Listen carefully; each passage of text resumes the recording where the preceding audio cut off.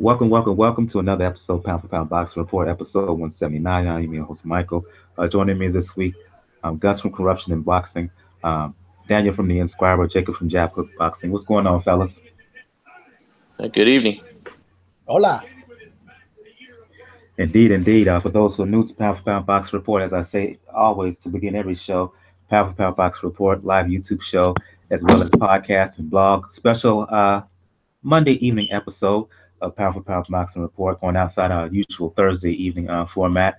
If you want to find out all information regarding Pound for Pound Boxing Report, one main place you want to go to, that's the blog page, p4pboxingreport.wordpress.com is the link. Check the right of the blog page. You can find links to all our pages and channels, YouTube, Facebook, G Plus, Tumblr, as well as links to where to listen to us on SoundCloud, iTunes, Google Play Music, Player FM over in the UK, Stitcher Radio, as well as Mixcloud.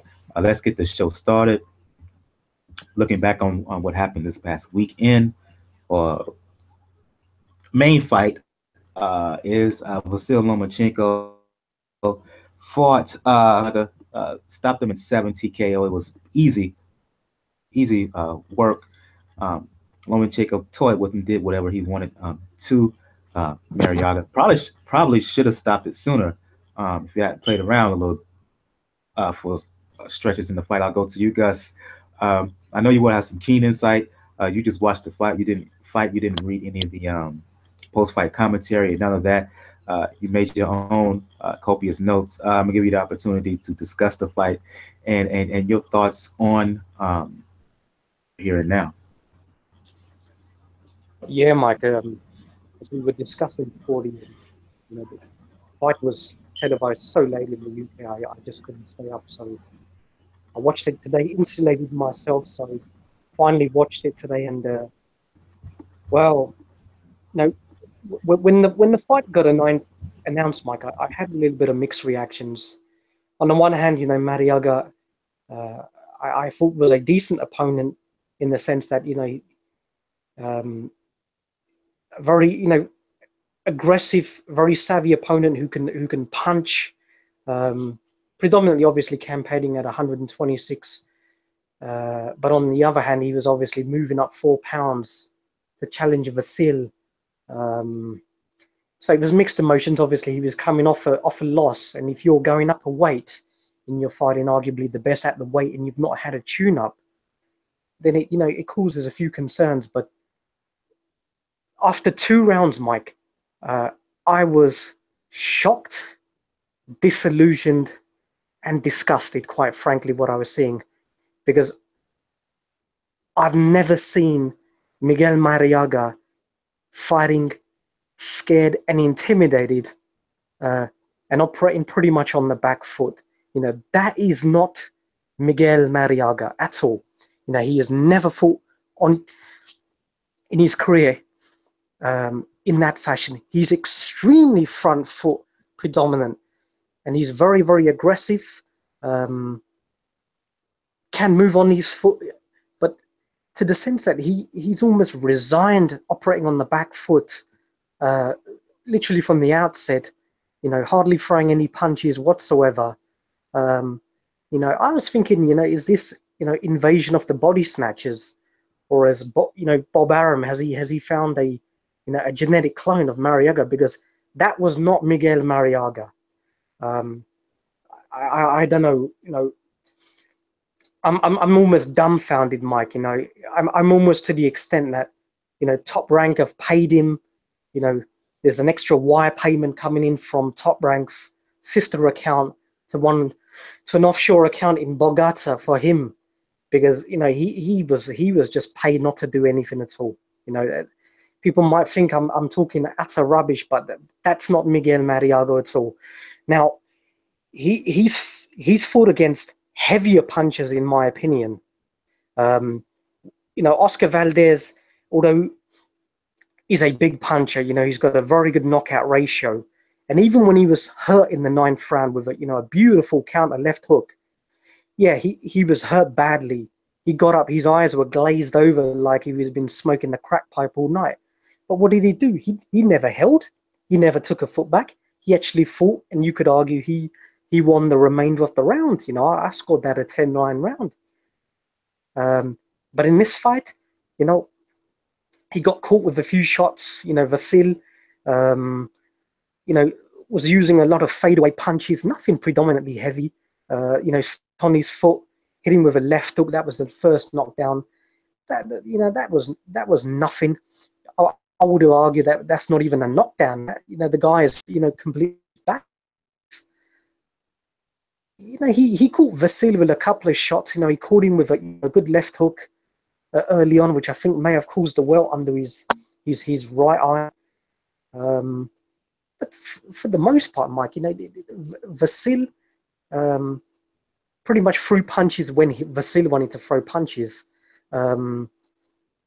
When Vasyl is opening up, generally his chin is in the air, and there was numerous opportunities where, you know, Marriaga could have countered, but he never countered. He never.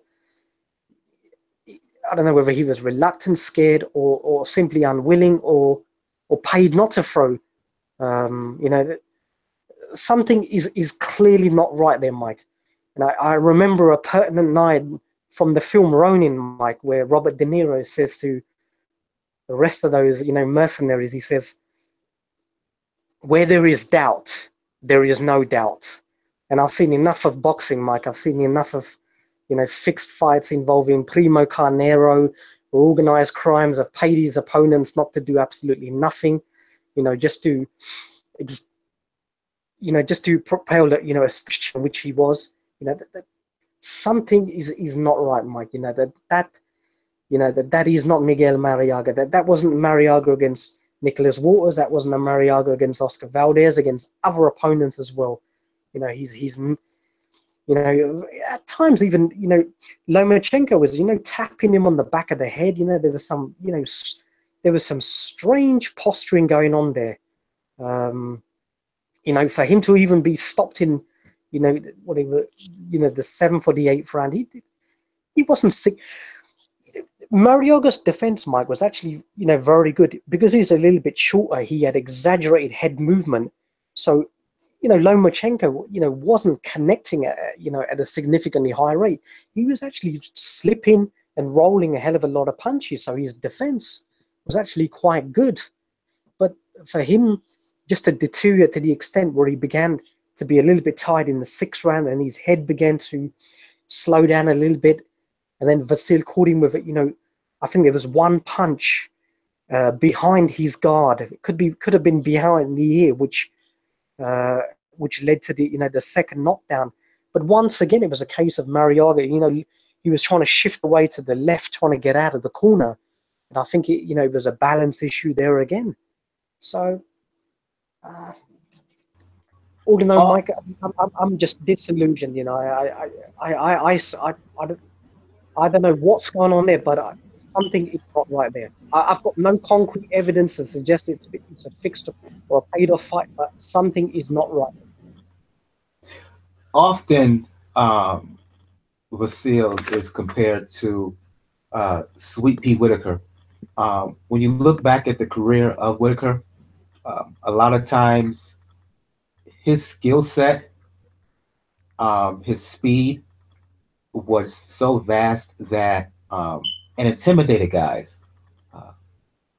particularly at 35, at his prime. Do you think,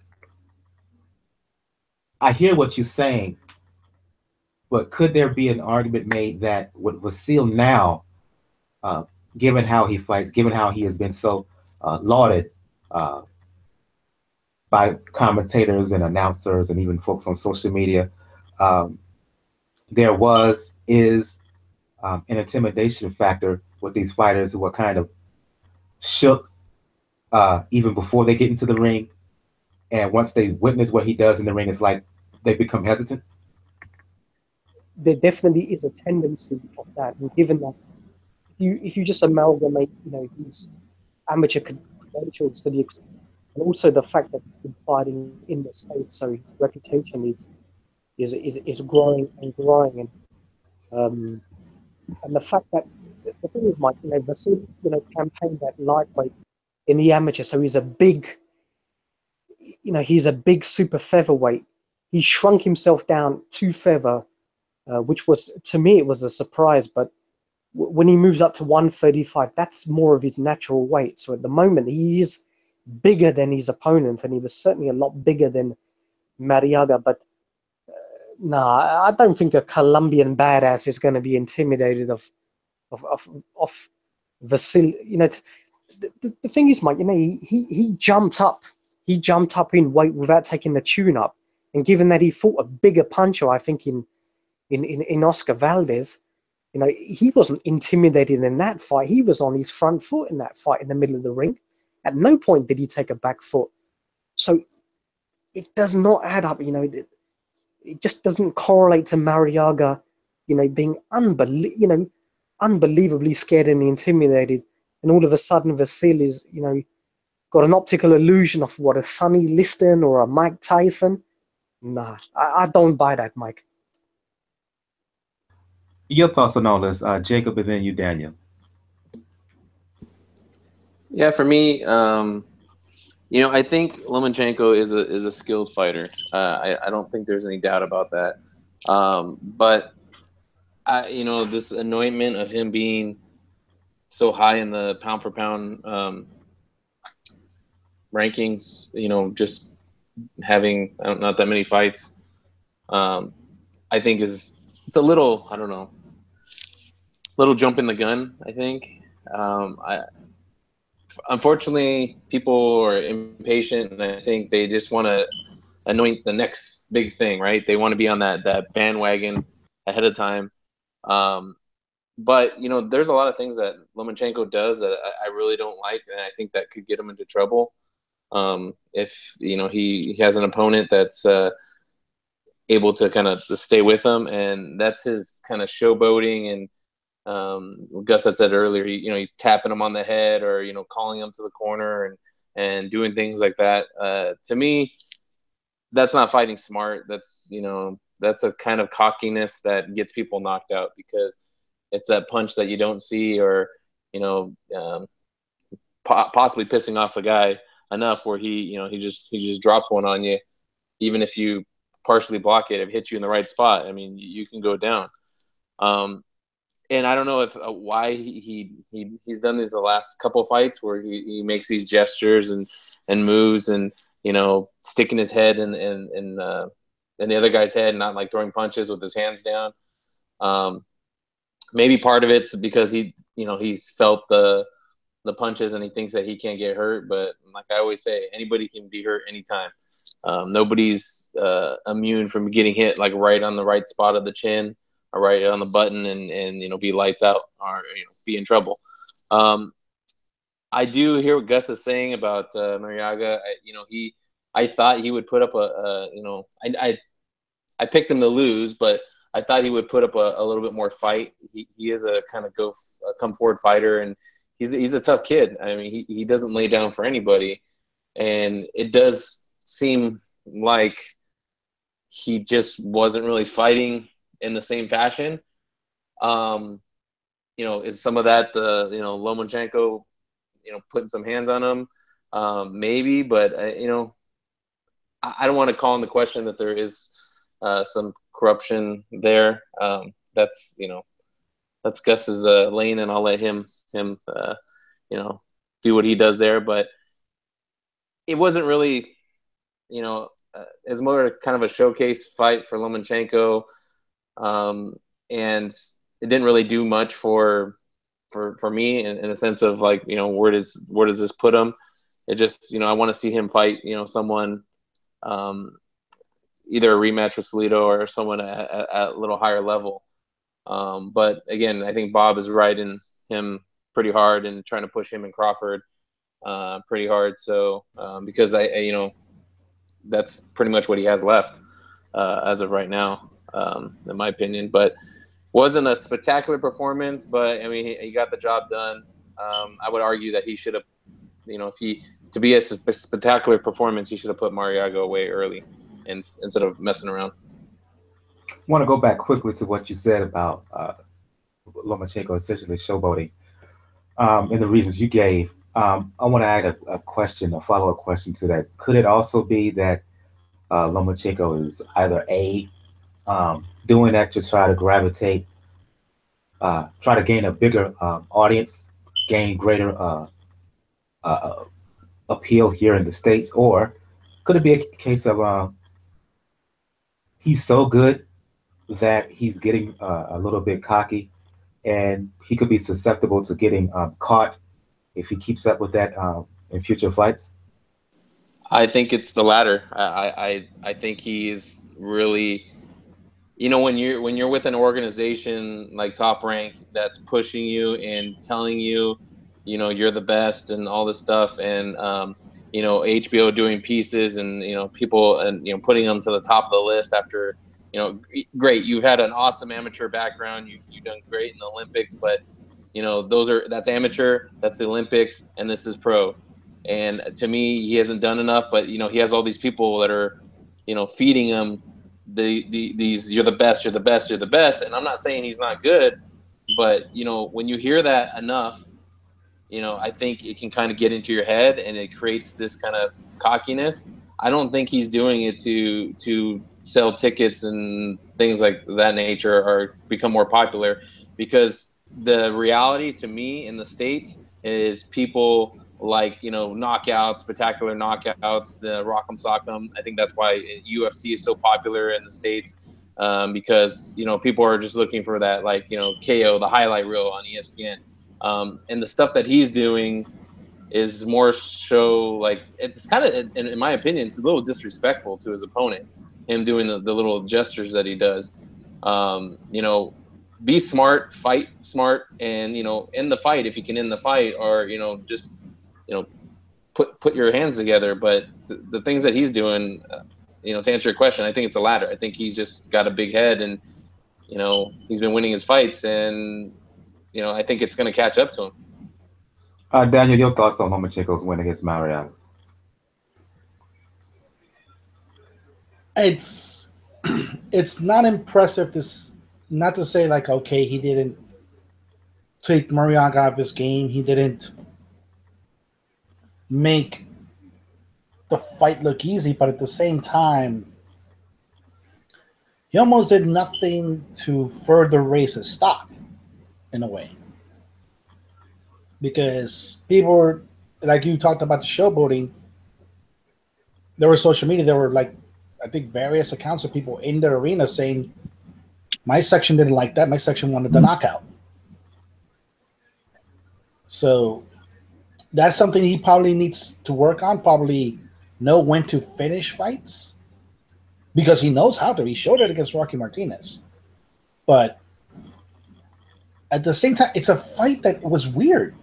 It's true. Marriaga is a come-forward guy who has pop, and almost immediately he retreated on the back foot to Lomachenko. Immediately. And we don't know if it was just a moment of like knowing that, oh, this guy only has one loss in his amateur career. If that factors into it, we don't know. Like, if Gus is correct, if there's some wire transfers done through an offshore Top Rank account, but like I say, I'll leave that for him.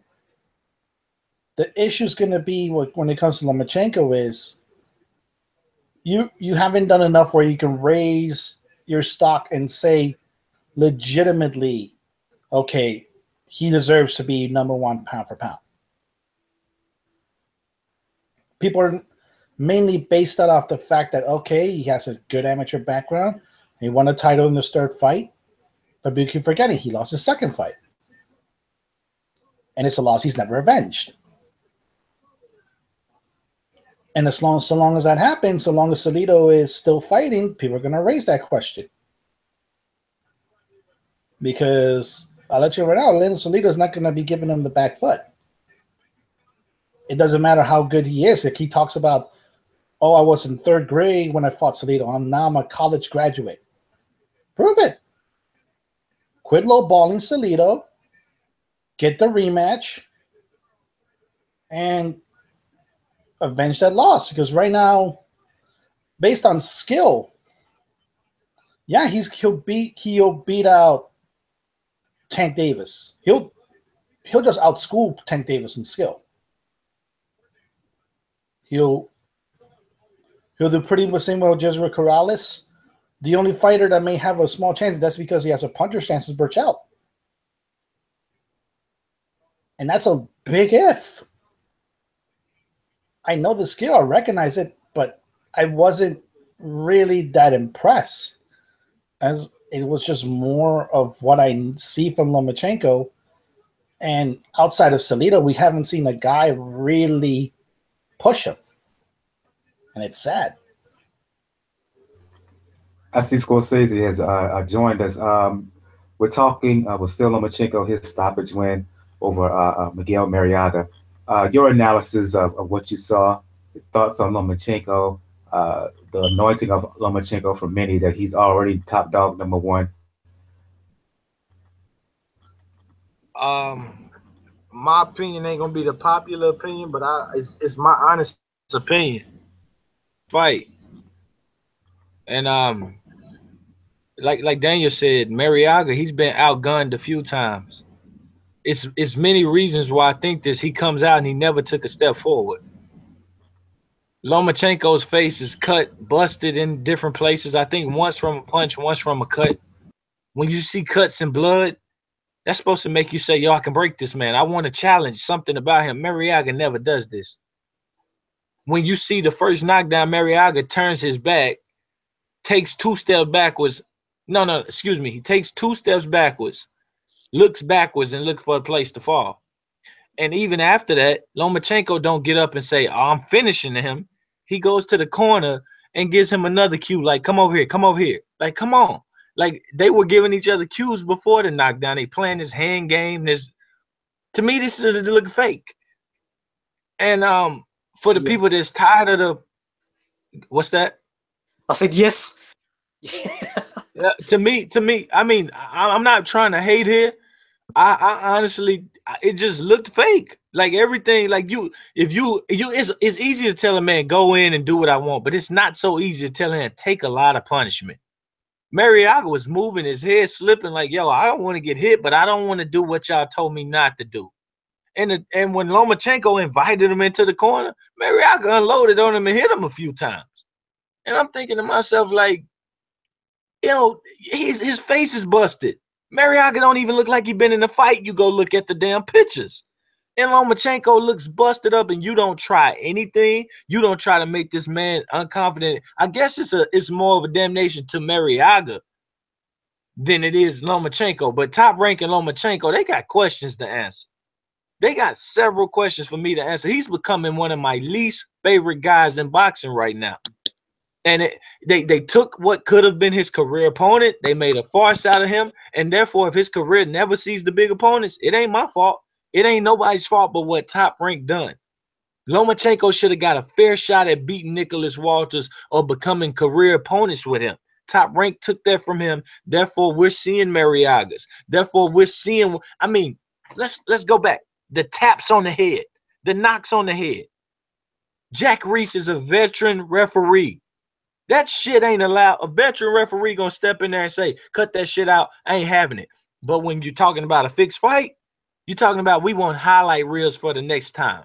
We want to sell the casuals. They're done selling to the Gennady Golovkin leftovers.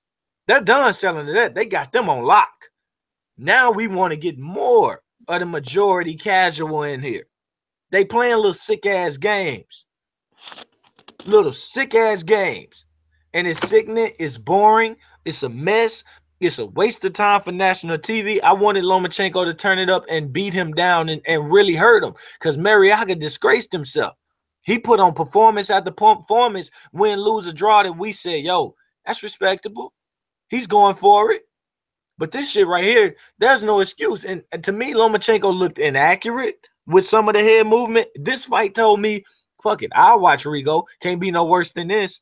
I don't care if he's small. Can't be no worse than this. Hell, bring on Chocolatito. Can't be no worse than this shit. You know?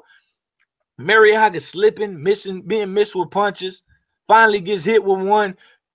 And every time we saying, yo, that had to be a balance shot because it definitely wasn't no knockdown kind of shot. It wasn't that. And it's like, yo, you doing nothing back. You giving nothing back. This man's missing you. He's not stepping around your lead foot as much as he could. I think if you ask Lomachenko's dad how pleased he was with his performance, he might say, I think my son has looked a lot better several times. Because I thought he got frustrated swinging away at this man and stopped stepping around him. And maybe he was just bored. Or maybe he didn't train all the way. I don't know. But if he didn't, that goes back to what I said. He has no career opponents no more. He has that. They took that from him. That career opponent is now fighting buried on the undercard of Terrence Crawford when he was once an undefeated fighter, supposed to be a 2-division champion in the making, and they took it from him.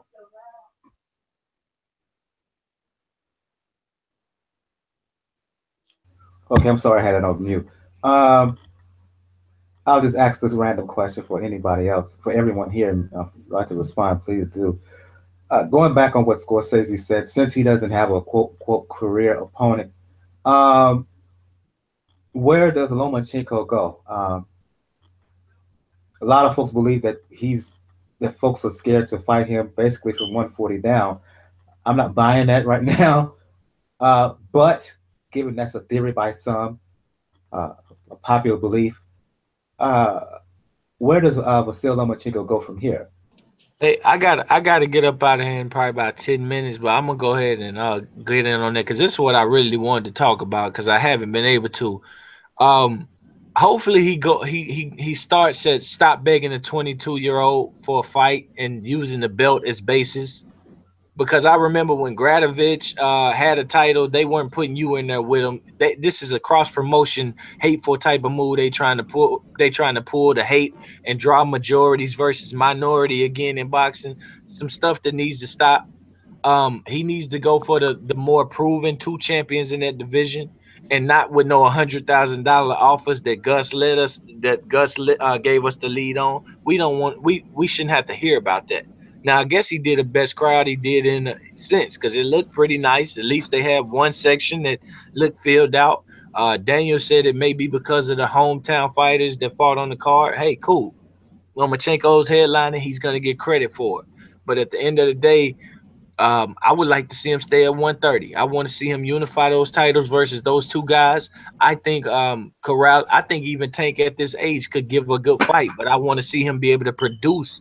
I want to see him prove that to me and other opponents. I think Karass is still a good fight, a possible competition if Karass just squares up one thing, and that's leaning in and getting off balance. And that can happen. He's an athlete. He can change that. I've seen women that never boxed before go out and try to do this, and they change it in one instance. Karass can do that. I happen to think that the other champion is the easier fight. Beltran is the easier fight for every champion in that division, in my opinion. But I want him to stay there, and I want Top Rank to start doing it the right way, because if he really is dominant, that's something that we should be able to get behind and support and not be able to nitpick and, just be sick of it. But I'm probably gonna have to get out of here. Appreciate y'all having me, man. I will be listening to the everybody else though, but I'm gonna have to jump off. All right, no problem, no problem. We'll have you back on again. I'll just ask the question for everyone else. The future Loma, where does he go here? I would like to see him fight Garcia. I would like to see him fight Linares at 35. There's still fights of him at 130. The direction. What do you want to see? I disagree with Scorsese in a way where I don't think Verge is the easiest of the champions. I think he's probably among the harder. If mainly based on experience, you have to give that to Tank as being the easiest one, just based off experience. But for Lomachenko, it has to be a combination, like Scorsese pointed out. It has to be a combination of actually willing to pay the guys to fight you, and just to get them in contract table. Now this issue with Tank, I would leave it alone because we know damn well Floyd's not going to put him there. Karass and Berchelt, they'll do it. Zanfer will do it. Zanfer has a good relationship with Top Rank. And remember, Karass, it would have been this fight had he not lowballed him. But realistically, it may have to be 135. Like I said, if Verdejo somehow loses this fight that he has coming up in the tune-up and loses his mandatory spot, you can see Lomachenko versus Terry Flanagan. Lomachenko will win that fight easily. Linares is probably the most intriguing opponent of it because it's a fight that can be made, and it's not like a puncher, the pure puncher. You know, skill for skill, Linares has some of the fastest hands in the sport, and that's going to be a type of fight where Lomachenko's skill can be tested as far as dodging, countering, evasive maneuvers, lateral movement. So that's probably going to be the destination to go into it. It just mainly you have to see first if you can unify 130. You have to try Karass. You have to try Burchell. Leave Tank alone because Floyd's not gonna bother putting a top ranked guy against one of his fighters unless he absolutely has to. You talked about how dismayed you was at this fight, Gus. The future of Lomachenko, while everyone, like I said before, everyone talks about how there's no comp for him,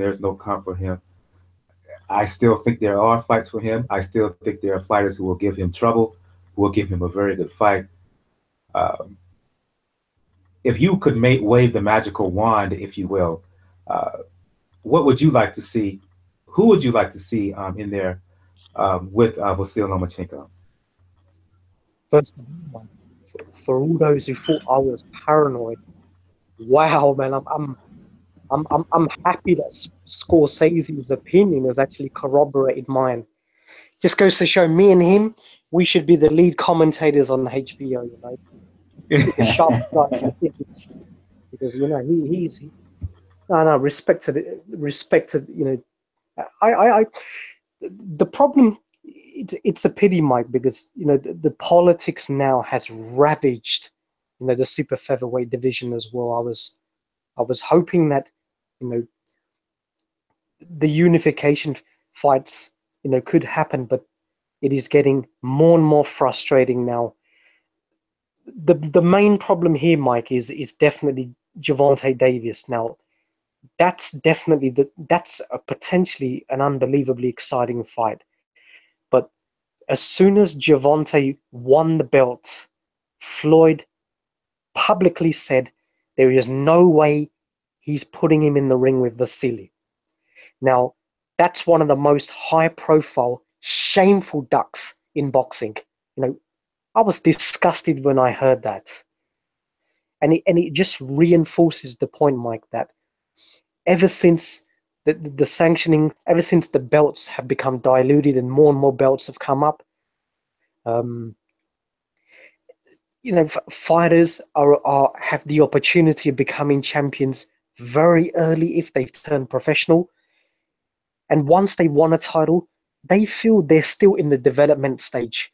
And that is disgusting, Mike. You know, back in the day when there was one title, ring title, before the WBA, you know, the rest of these absolute nonsense derivative divisions, you know, you would develop first, then you would win the world title. Once you won the world title, you don't take no back foot. Yeah, you can have maybe, you know, one or two soft touches, but that's because, you know, fighters are fighting, you know, numerous times. You know, I've been watching the great British fighter Mike, who fought 57 times in 1 year. He's one of the most underrated champions of all time, but that's just digressing now. That's the fight we want, but Floyd has already, you know, put a demarcation there, so that's not going to happen. So Vasyl can just forget about talking about that. Now the other two fighters, you know, I'm not sure whether they have actual contracts with Golden Boy, but you know, Miguel Marriaga, he was with Zanfer in Mexico. I'm not sure, but I know Top Rank have got some options with Zanfer. They've done a lot of business over there, so there is a possibility that, you know, that Miguel and Vasily can fight. I cannot see no reason why that fight can happen. I disagree with Scorsese saying that he's the easiest opponent. I agree 100% with Daniel. He's arguably, the strongest guy. He's a natural super featherweight, Mike, and he's a big super featherweight, so there's no excuses there. He can compete both on the front foot and back foot. He can fight on the inside. And he can throw punches on the fly, which is a characteristic a lot of fighters don't have in boxing. So between Tank and him, absolutely. Now I'm not ruling out Karass, Mike, because stylistically the fighters that have given Vasily trouble have been southpaws, Mike. Southpaws who can pot shot, fast hands, both from the outside. Viktor Selikov did that. Li Zhansin did that in the World Championship, gave him huge trouble. And there was one other Bulgarian fighter as well in the European Championship who also a taller southpaw. But Vasily, who's essentially a pressure fighter, he was pot shotting and moving on the outside. So stylistically, Mike, southpaws, Jezreel is a very good, elusive southpaw. Yeah, he had his issues with Castellanos, but that is the problem when people just look at Castellanos as an inferior, derisory opponent. I was thinking that was a potential shock in the cards because I could see how good this guy was.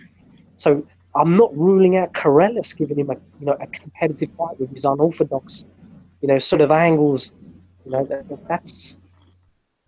It's the classic boxers that he's able to just walk through, and I think those fights. So there are very good fights there. But I don't see no reason why these fights cannot happen. They're talking about they're offering even Orlando Salido now 750,000. So I'm shocked at the equations, Mike. There is no way they can offer that. That would mean I sat down and looked. That would mean Top Rank would be taking a loss of £1 million, Mike. So I don't know where they're coming up with these figures, given the attendance and given that it's just a regular, ESPN card. And looking at the contract in which Top Rank have with ESPN, they cannot have a headline card where two fighters are making $1.5 million. That just doesn't make any sense. So very frustrating, Mike. Vasily is also, as Daniel mentioned, he's already talking about going up to 135 and taking on Flanagan. So it's a little bit too chaotic, Mike. There's no transparent, no visibility as to what his movements are. Yeah, I heard during the ESPN broadcast where they talked about they offered Salido rematch for 750,000, $750,000. I was like, okay, you're being a little bit dishonest here because what about that initial offer you gave to the rematch was, I think you reported what, $100,000. If you're gonna tell that story, ESPN, tell the whole story. This not man half drives a truth. fucking taxi, Mike.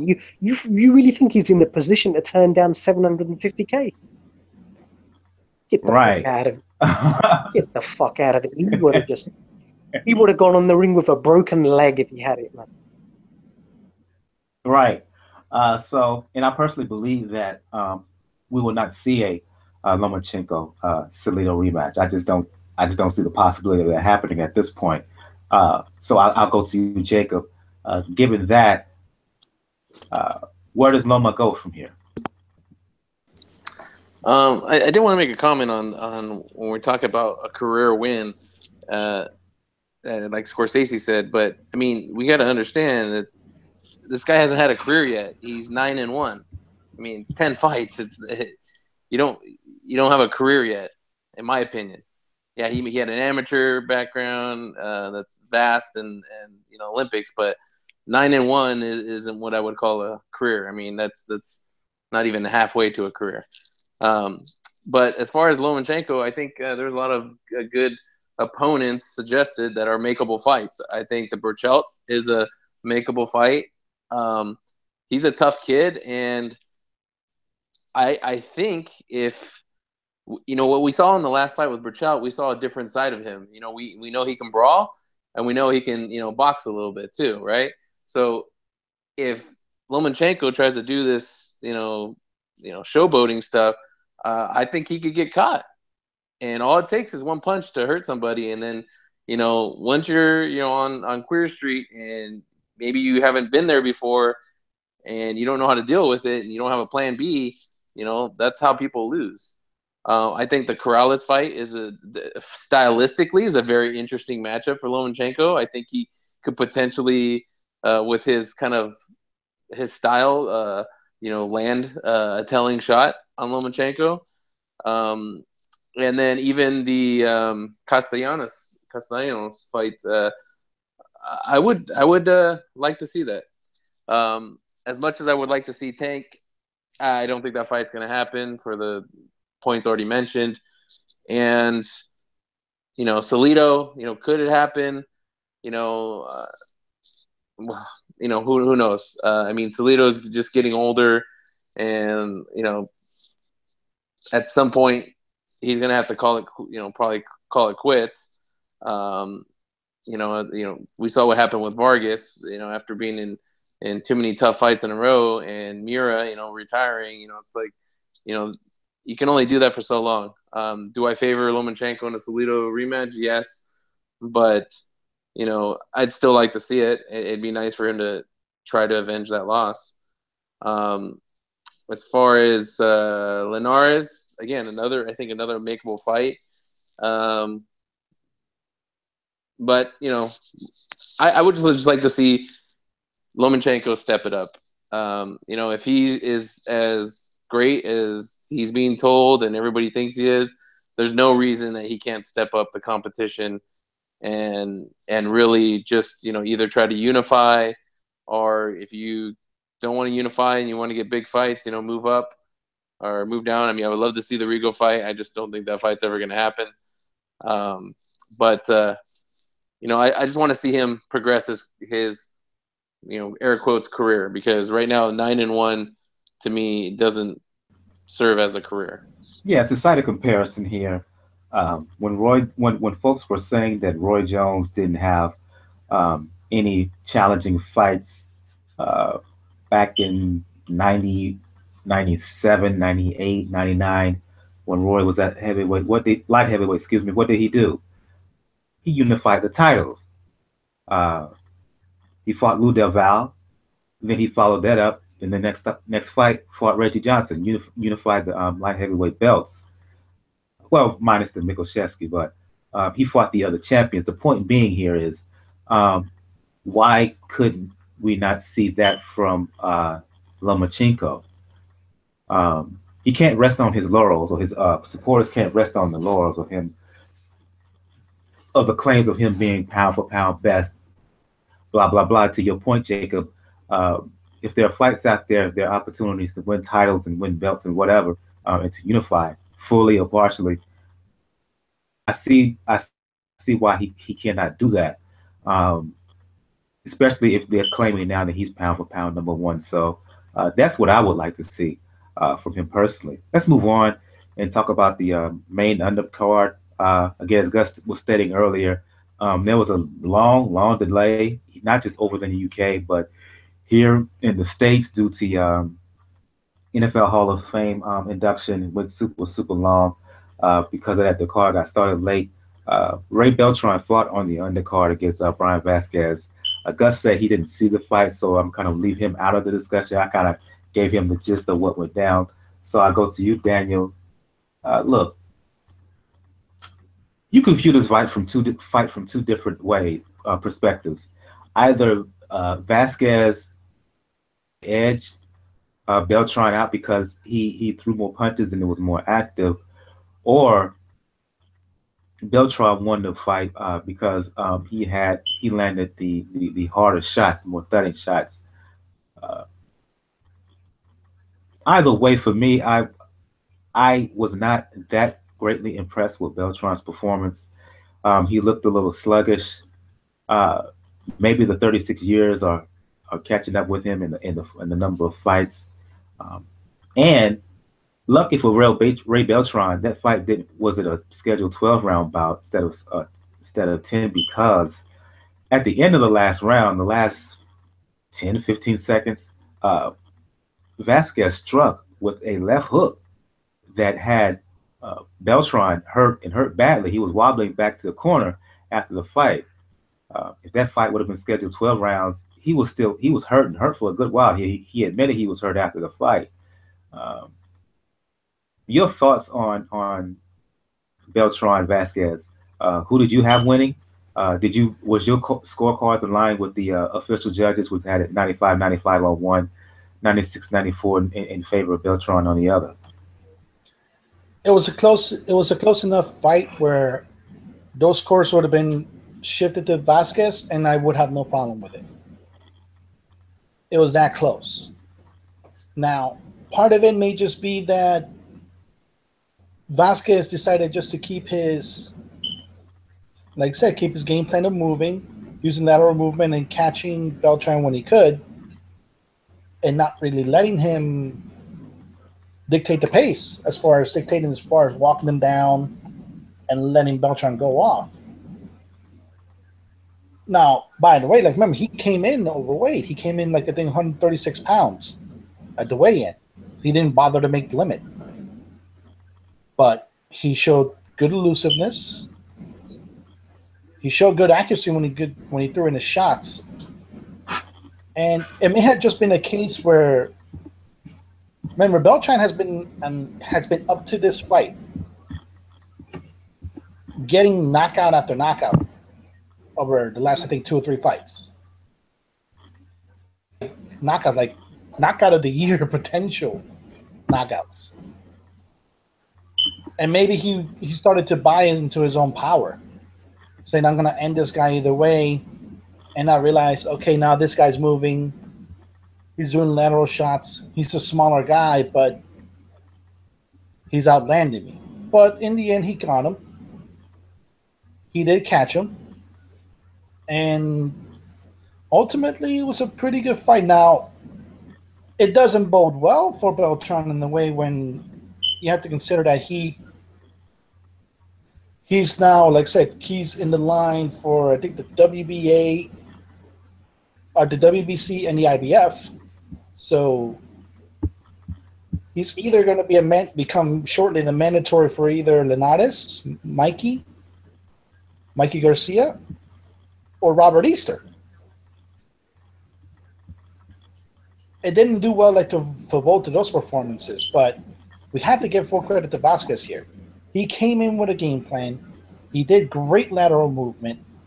He targeted really well the areas where he could hurt Beltran at. And Beltran, up to very, very late into the fight, wasn't able to fully counter it. But I got to give it to him. He did win. It was a close fight. Like I said, it was close enough where I would have no problems if the cards would have been for Vasquez. And in all honesty, I wouldn't probably mind a rematch. Because right now, Robert Easter is probably not going to fight anytime soon. And we know both. Mikey just came off a fight. And we know Linares is lined up with Luke Campbell. So why not do it again? Another ESPN card for Top Rank. Interesting. I'll go to you, Jacob. Your assessment of Beltran's close win over Bryan Vasquez. Yeah, I mean, Beltran, he did look a little sluggish, but, I know he was coming off, a couple KOs in a row, maybe about four, I think. But, who against who, though? It wasn't against anybody that I put a big name to. So, I mean, you got to kind of look at that, too, like the level of competition. Like if your level of competition isn't up to par, then, yeah, you should be knocking these guys out. But, as far as, I mean, the fight, it was a close fight. I agree with you guys. He was buzzed towards the end, so he is lucky that it was a little bit longer. But, even if he loses, he doesn't lose because of Vasquez missing weight. he doesn't lose his, I guess, position, so to speak. But Vasquez, he's kind of he's a tough guy. I mean, I didn't think that Beltran was just gonna lay him out, and he took some good shots. Wouldn't mind to see a rematch, but in this division, it's really these guys are fighting to just be challengers, but I don't think that they actually present a challenge to the top dogs at lightweight. So I'm not sure where else they go from here. When you have, and I know what's his name, Beltran has lost to Crawford, but when you have someone like Crawford in the division, and what he's been doing, it's kind of, I don't know, it's kind of hard for me to see, well, what else can these guys do? Even if they win fights, they still got to be the top dog. They're still gonna have to fight Crawford, and can they beat him? Probably not. So, I mean, I don't really know where they go from here. Try to make some money, so to speak, and hopefully not go brain dead. Yeah. We'll bring Gus back into the discussion to talk Claressa Shields. First world title shot for Shields fought Nikki Adler this past Friday in Detroit. Shields winning by TKO 5. Look, I've been kind of critical of Claressa Shields, but I'll give her credit. She didn't fight as reckless in this fight as she has in prior fights. There was patience. There was a steely-like focus. She won, and she won rather handily. But in spite of that, all the talk afterwards was a potential super fight in women's boxing between Shields and Christina Hammer, who was at ringside. They got into the ring. They kind of had a little tete-a-tete back and forth with each other. Hammer said essentially that while she congratulated Shields on the win, she basically said she would beat both of them. And Shields responded by basically saying, you can take off the dress, put on the gloves, and I'll take you out right here, right now. That was a good thing to see. I like that. I like Christina Hammer's attitude. I like the fact she was basically looking at Shields like anytime, anywhere, any place. I like how Claressa responded in kind of setting up what will be a potential super fight probably in 2018. So I'll go to you, Gus. Your thoughts on Shields' win, as well as the back and forth with Shields and Christina Hammer. No, Mike, Nikki Adler was the disposed world champion, just elucidates the lack of talent, certainly at super middleweight, because unfortunately for her, that was probably one of the worst title defenses I've seen anybody contest in recent years. She couldn't establish absolutely any offense whatsoever. Claressa was just too sharp, too aggressive. The difference certainly was hand speed. Claressa's straight punches. I was surprised the ease in which penetrating Nikki's defense. Now we know German fighters, how Ulrich and Renard, who have been training men and women in Germany for for 30, 40 years. Their style is always command the center of the ring with a high guard, but you operate with movement as well. You can be quite slick boxers. That's the sort of archetypical German style.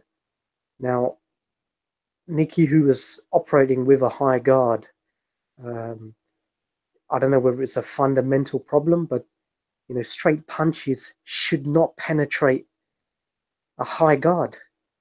How you penetrate a high guard is you get underneath the guard and you pierce it with either an uppercut or a screw shot. If you punch hard enough, then obviously you can penetrate the guard, or you hook round the guard.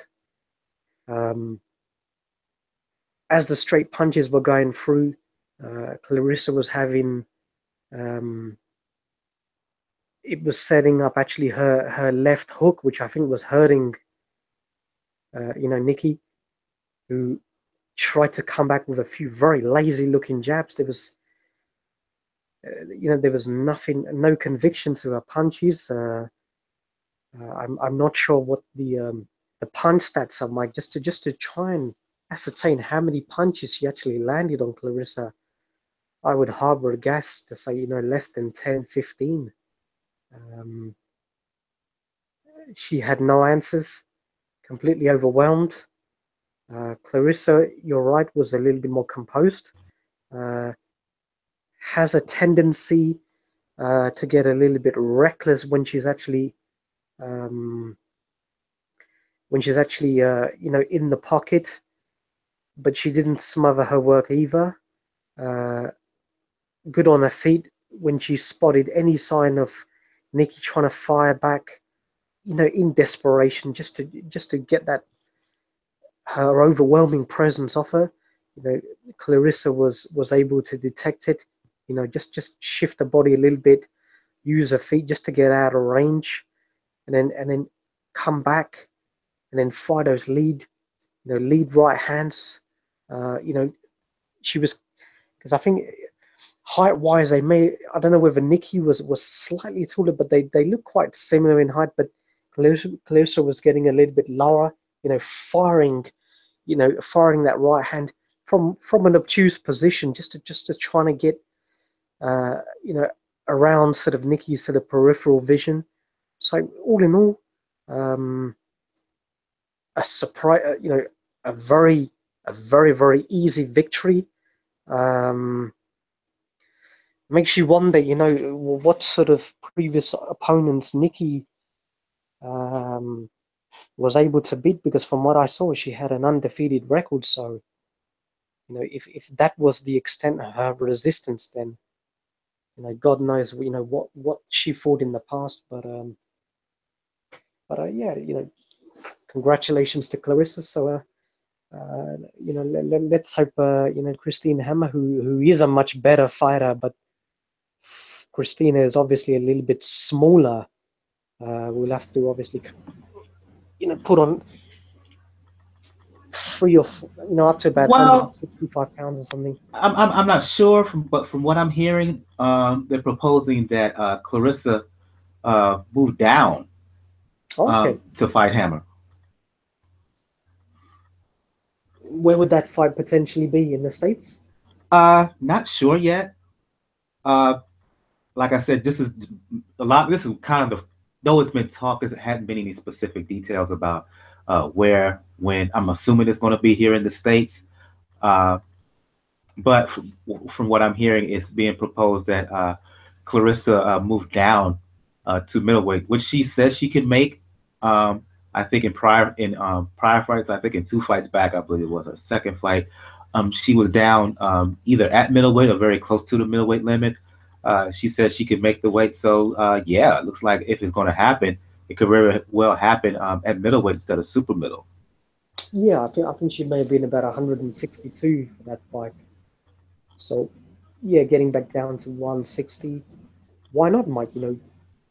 She's got such a vast amateur background. She doesn't have to piss around with any soft touch opponents. Given that an existing world champion was as bad as that, then I don't see no reason why she can't do back to back. Both Germans.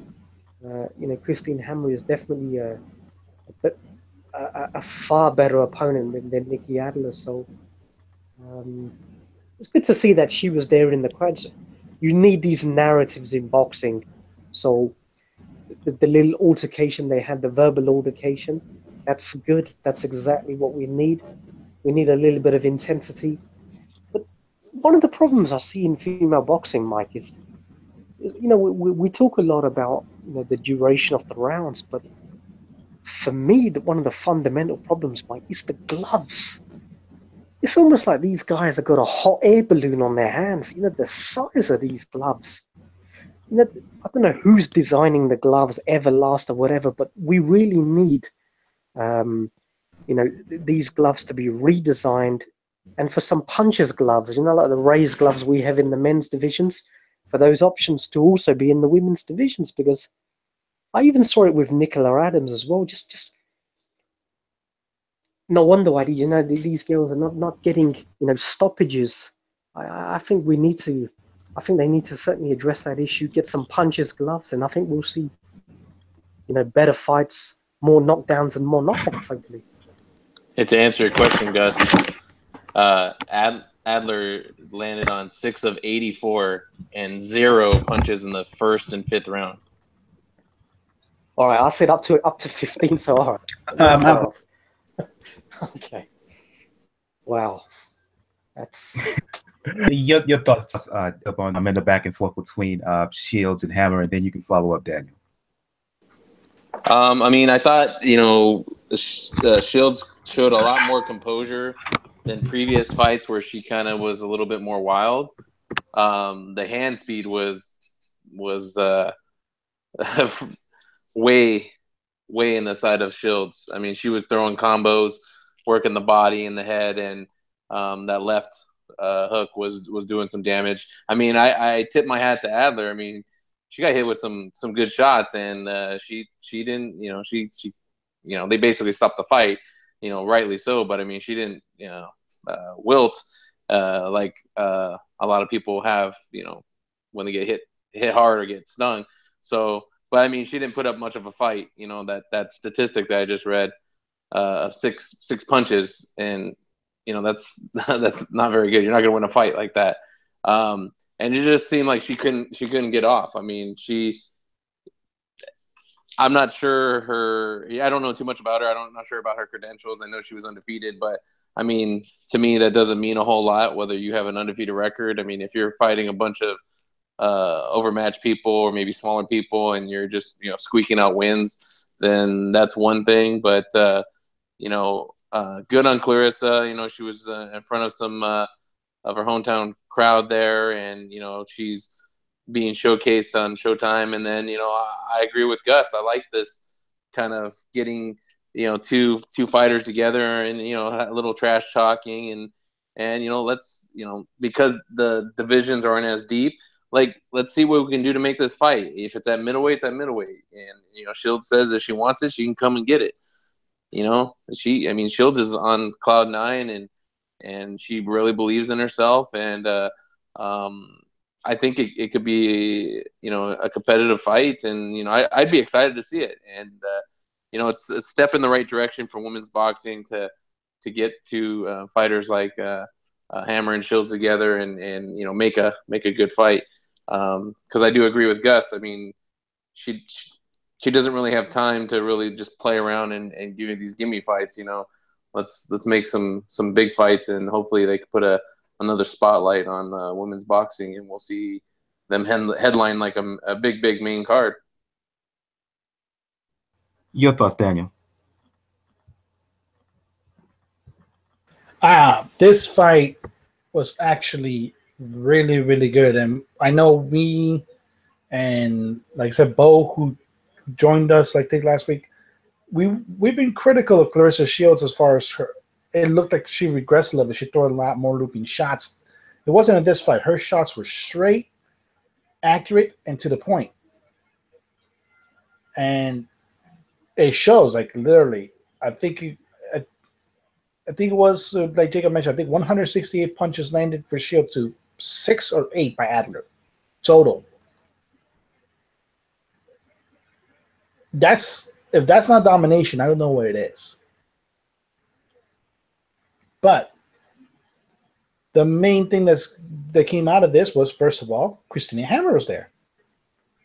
It wasn't something that they had to ask about. She showed up with the belts. And the attitude that she gave and Claressa answering back, that's the trash talk that you kind of need to get the women's division going. And we're hardcore fans, like, we've already been excited about the prospect of a Christina Hammer, Claressa Shields fight. I'm even more excited now because these two can develop an animosity real quick. Because Hammer pretty much said, you didn't impress me, I'll beat you. And Claressa right back said, okay, put on your gloves, I'll kick your ass right now. It was great, and it's probably gonna wind up happening. It might be the fight that Showtime may be looking for, since they one of their goals has been to make an all-women's fight card. That could be the fight to do it. Because as far as making middleweight, yeah, Claressa could probably do it. Hammer looks pretty tall for middleweight, but she may not want to go up the 8 pounds to do super middleweight. And one of the bad things it's about the super middleweight division, I think there's a total of 23 fighters total in the division. I think once you get up to middleweight, just the sheer number of fighters in the upper divisions is almost non-existent. I think the WBC is the only one that probably has a heavyweight champion. Almost all the other sanctioning bodies from heavyweight, light heavyweight, cruiserweight don't have much of any champions at all. So this will be the fight to generate some interest, because if that card goes big, maybe we get some girls to actually start filling up those other divisions and just load up the sport as much as possible. Really good competition. And like I said, I'm glad that Claressa's a title. She's got 2 belts now, the WBC and the IBF super middleweight titles. And hopefully this shows that she can grow as a fighter. Hopefully with Hammer, I think we can all agree is going to be a much better opponent than Adler. She's going to show what her best can be as a professional. Hey, Hammer, just as a note, is listed at 5'11", Shields at 5'8". So what you said, Daniel, you're right. You're right on the mark. Indeed, and like I said, I think this bout is going to happen, but it's going to need some time to develop. Not only because you want to make it as big as possible so both ladies can earn some money, and right now, Shields look good, very good against Adler. But to Gus's point, Christina Hammer is a couple levels better than what Claressa was in the ring with against Friday night. And dare I say, if they were to fight right now, I would make Christina Hammer the favorite. So Shields needs a couple of fights to develop, to get better, to improve on some things. And let's hope this fight happens, because in the women's boxing sense, this would be a super fight. I would watch it and have that fight, have a Katie Taylor or a Serrano on the undercard. Yeah, let's do it. Sometime in 2018, let the build-up commence.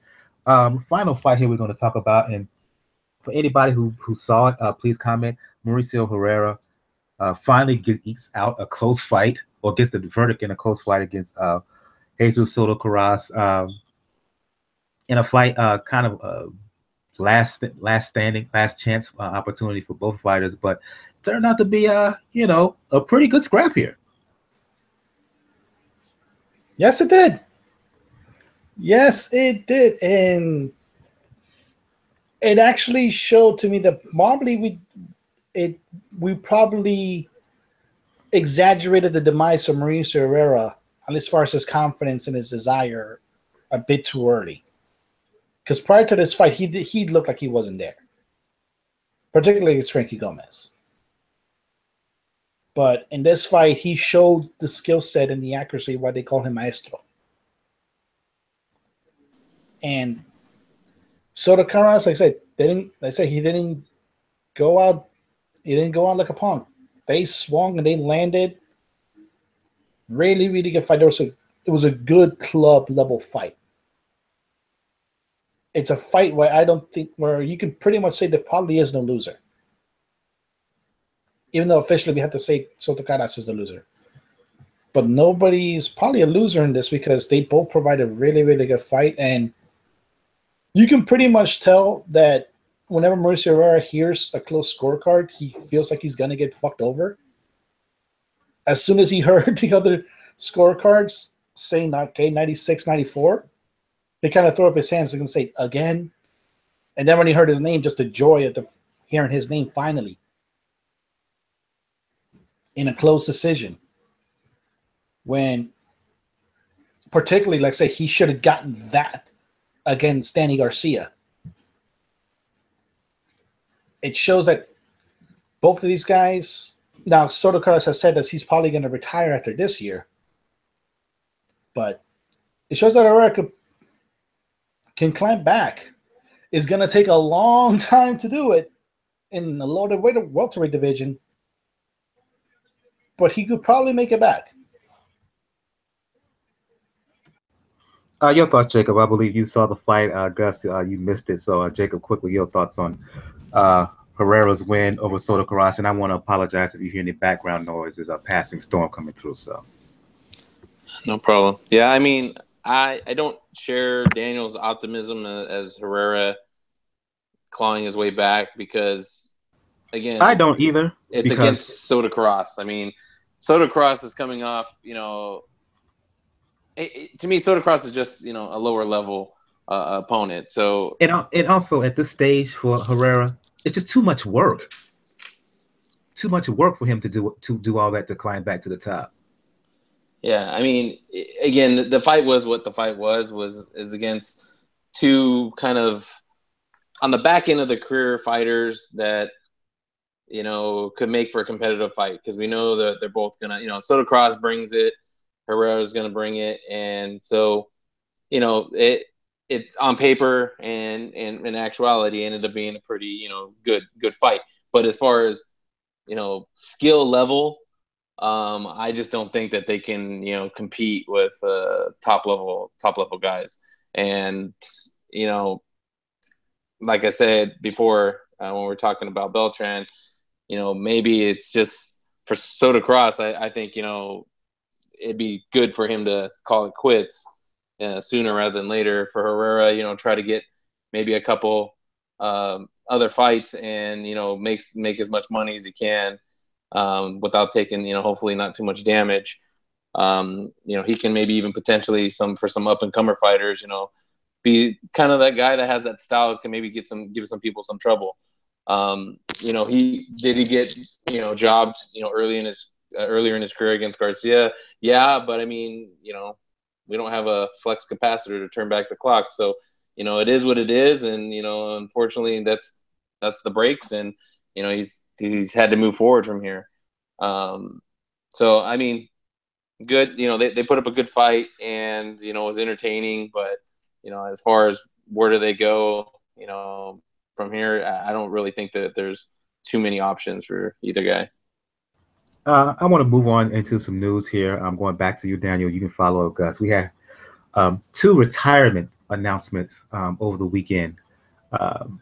Saturday night, early Sunday morning, after Lomachenko's win over Marriaga, Timothy Bradley, who was doing ringside commentary for the fights on ESPN, in an Instagram post, basically announced his retirement. He said he was going to call it a day and gave the reasons why. The following day, Sunday, yesterday, as a matter of fact, yesterday, as a recording of this show, Juan Manuel Marquez also announced his retirement. I want you to give the opportunity now, Daniel, and then you can follow up, Gus, to talk about both the retirements of Marquez and Bradley. What do each fighter mean for both of you, their significance on the sport, particularly over the last maybe 10 years for Bradley and 15 plus years for Juan Manuel Marquez? Ooh, for two completely different reasons. It was not surprising. For Bradley, it's not surprising because ever since the Provodnikov fight, like I said, Bradley's wife has been pretty adamant about getting her husband out of the sport, at least out of the ring, with all his faculties, his mental faculties and straight. Because, like I said, famously, Tim Bradley, when he talks about a Provodnikov fight, he talks about how he, even 2-3 months later, was still slurring his speech. And okay, when he got into a trainer with Teddy Atlas, he got a good victory, but it really isn't enough. Especially like with the loss. I think his last fight was the loss to Pacquiao. Now, Tim Bradley's going to be a weird case for the Hall of Fame. Because if you look at the country, he's a two-division champion, two-time champion in welterweight alone, with both the WBO. Although, like I said, people always argue that the first one, he never should have gotten it against Pacquiao. But he was a pretty good fighter. He was intense. He was high volume when he needed to be. And he proved his caliber in 140 and 147 pounds. Now, besides the retirement, there's also the fact that, unfortunately, him being with Top Rank made him pretty much almost inaccessible to the rest of the welterweight division. Outside of fighting Pacquiao again. And I think he grew tired of that 2 or 3 fights ago with him. Now, Juan Manuel Marquez. That's probably the one that probably hurts because he should have gotten at least one more key fight. And he was gunning for it. He was gunning for Miguel Cotto. But I kind of had a feeling with the injuries that kept happening to him. And as soon as I heard Cotto Kamagai being announced, I had a feeling that this was going to be the year. And can you make a case that he should have gotten at least one major fight? Absolutely. Can one make the case that he should be a first ballot Hall of Famer? Absolutely. When it came to the post Julio Cesar Chavez era of good low-weight Mexican fighters, like from featherweight on down, he was able to, thanks to that quadruple fights he had with Pacquiao, exceed both Eric Morales and Marco Antonio Barrera, who both of themselves, like I said, they're both going to be first ballot Hall of Famers. But he was, like I said, he was 41 years old, but like I said, the same age as the Vladimir Klitschko when he announced his retirement last week. It was kind of sad that he didn't go out the way he wanted to go out. But at the end of the day, there's really nothing to be ashamed of as far as a career goes. Particularly when you look at his career from featherweight to lightweight. Especially when he stayed in lightweight very late in his career. And those two fights with Julio Diaz. Baby Bull, those were pretty good fights. And he won them. So I understand why both of them retired. At least in Marquez's case, I kind of wish they went out in the better way. But at least both of them are going out with their mental faculty straight. Like I said, Tim Bradley is going to be a case that you have to make for the Hall of Fame, even though I think he probably can get in. Romulo Marquez, he's first ballot instantaneously. And both are going to be regarded as, especially Marquez, as the better fighters of the start of the century. It did. I think with Marquez, and I'm going to you guys with Juan Manuel Marquez, his body, he couldn't hold up anymore. I think with Tim Bradley, his desire, his heart, wasn't anymore. It's interesting. It's kind of a 6 degrees of separation going on here with both fighters, who, interestingly enough, fought each other. Bradley winning by decision.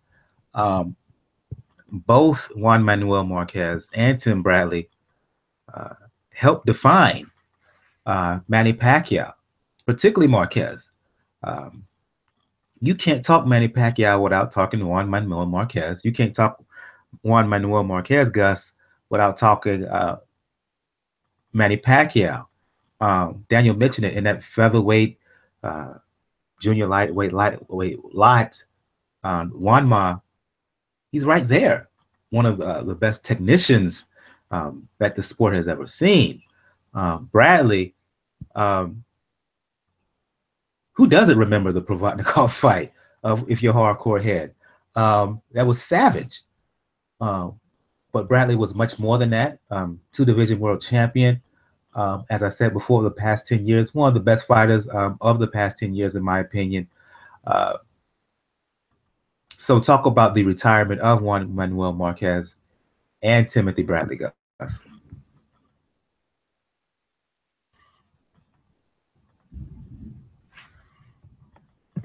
Are you there, Gus? I see Gus still has his mic muted. Sorry, I was on mute. I said, Mike, I guess when it rains, it pours with respect to three great fighters retiring, within sort of a week of one another. But the contrast between Timothy and Juan is striking, Mike. Now, Timothy Bradley, how I would describe him is a perennial overachiever.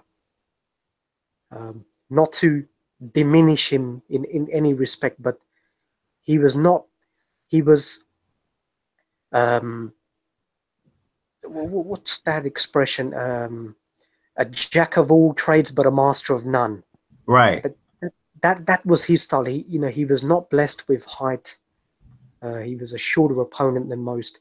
He wasn't blessed with any significant power.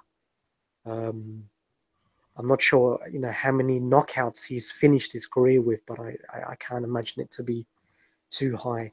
He was not the quickest opponent, not the best boxer either, but he was reasonably good in all of those departments. But it was more of his attitude, his demeanor, his fitness. He was always in magnificent shape. When you saw him actually on the scales, you were like, how does a human contort his body to that, to have that sort of physique? Man, you talk about body goals. I mean, who doesn't want his six pack? Exactly, Mike. And as a fighter, Mike, one thing about Timothy Bradley is that he fought a hell of a lot of good opponents, and he fought them at an early stage in which they were almost undefeated, or were undefeated. I remember very early on, he beat a future IBF champion in Miguel Vasquez, took him on. We know what Vasquez did later on. But the fights that really stand out for me, Mike, was the unification fight he had with Kendall Holt, who, as we know, was, I think that was Holt had the WBO. I think Bradley had the WBC junior. Yeah, WBO and WBC. Yeah, Canada. And the way he dusted himself off of getting starched with that left hook. That's it. That was one of the most devastating left. The sheer velocity in which Bradley hit the canvas. It was almost like when I saw the Big Show in wrestling many years ago sort of go, smash the ring. I thought the ring was going to smash the way. Yeah. and how on earth he got up, managed to regroup, and not only survival tactics, but the ability to obviously implement some offense as well. Because Kendall, after that, he was possessed to try and stop him as you would with a big puncher. But that was Bradley's, the resilience of a fighter, and he demonstrated that numerous times throughout his career. Excuse me for interrupting, Gus. I want to go back a little bit in terms of Bradley's career. With you being in the UK, what was the level of surprise when Bradley went over there and defeated Junior Witter for the title. Huge, and I'm glad you brought it up because that was probably the first time in which a lot of folks had even heard of Bradley. I recall he got the shot when Jose Luis Castillo failed to make the weight in an eliminator, so he got his chance to go over. And Mike, Junior Witter was a very good champion. He was a he was a guy that many folks thought that Ricky Hatton was ducking. Those two, they had a protracted back and forth for many a time. Witter would always call him out, almost humiliate him verbally. It's kind of hard to believe that Ricky Hatton would duck any opponent, but it seems to indicate that he didn't want anything to do with this guy. Witter was a switch hitter, very awkward hands down, flashy. I remember he fought a very good Zab Judah. He took that opportunity very early.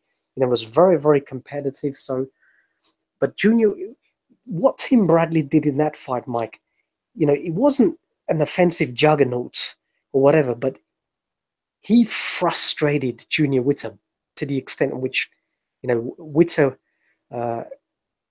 may have been a little bit too complacent because he was favored to win that. He was, the bookies had him, as a very, very, very almost had an odds-on position to win the fight. I clearly remember my people were like, nah, Bradley's going to get schooled here.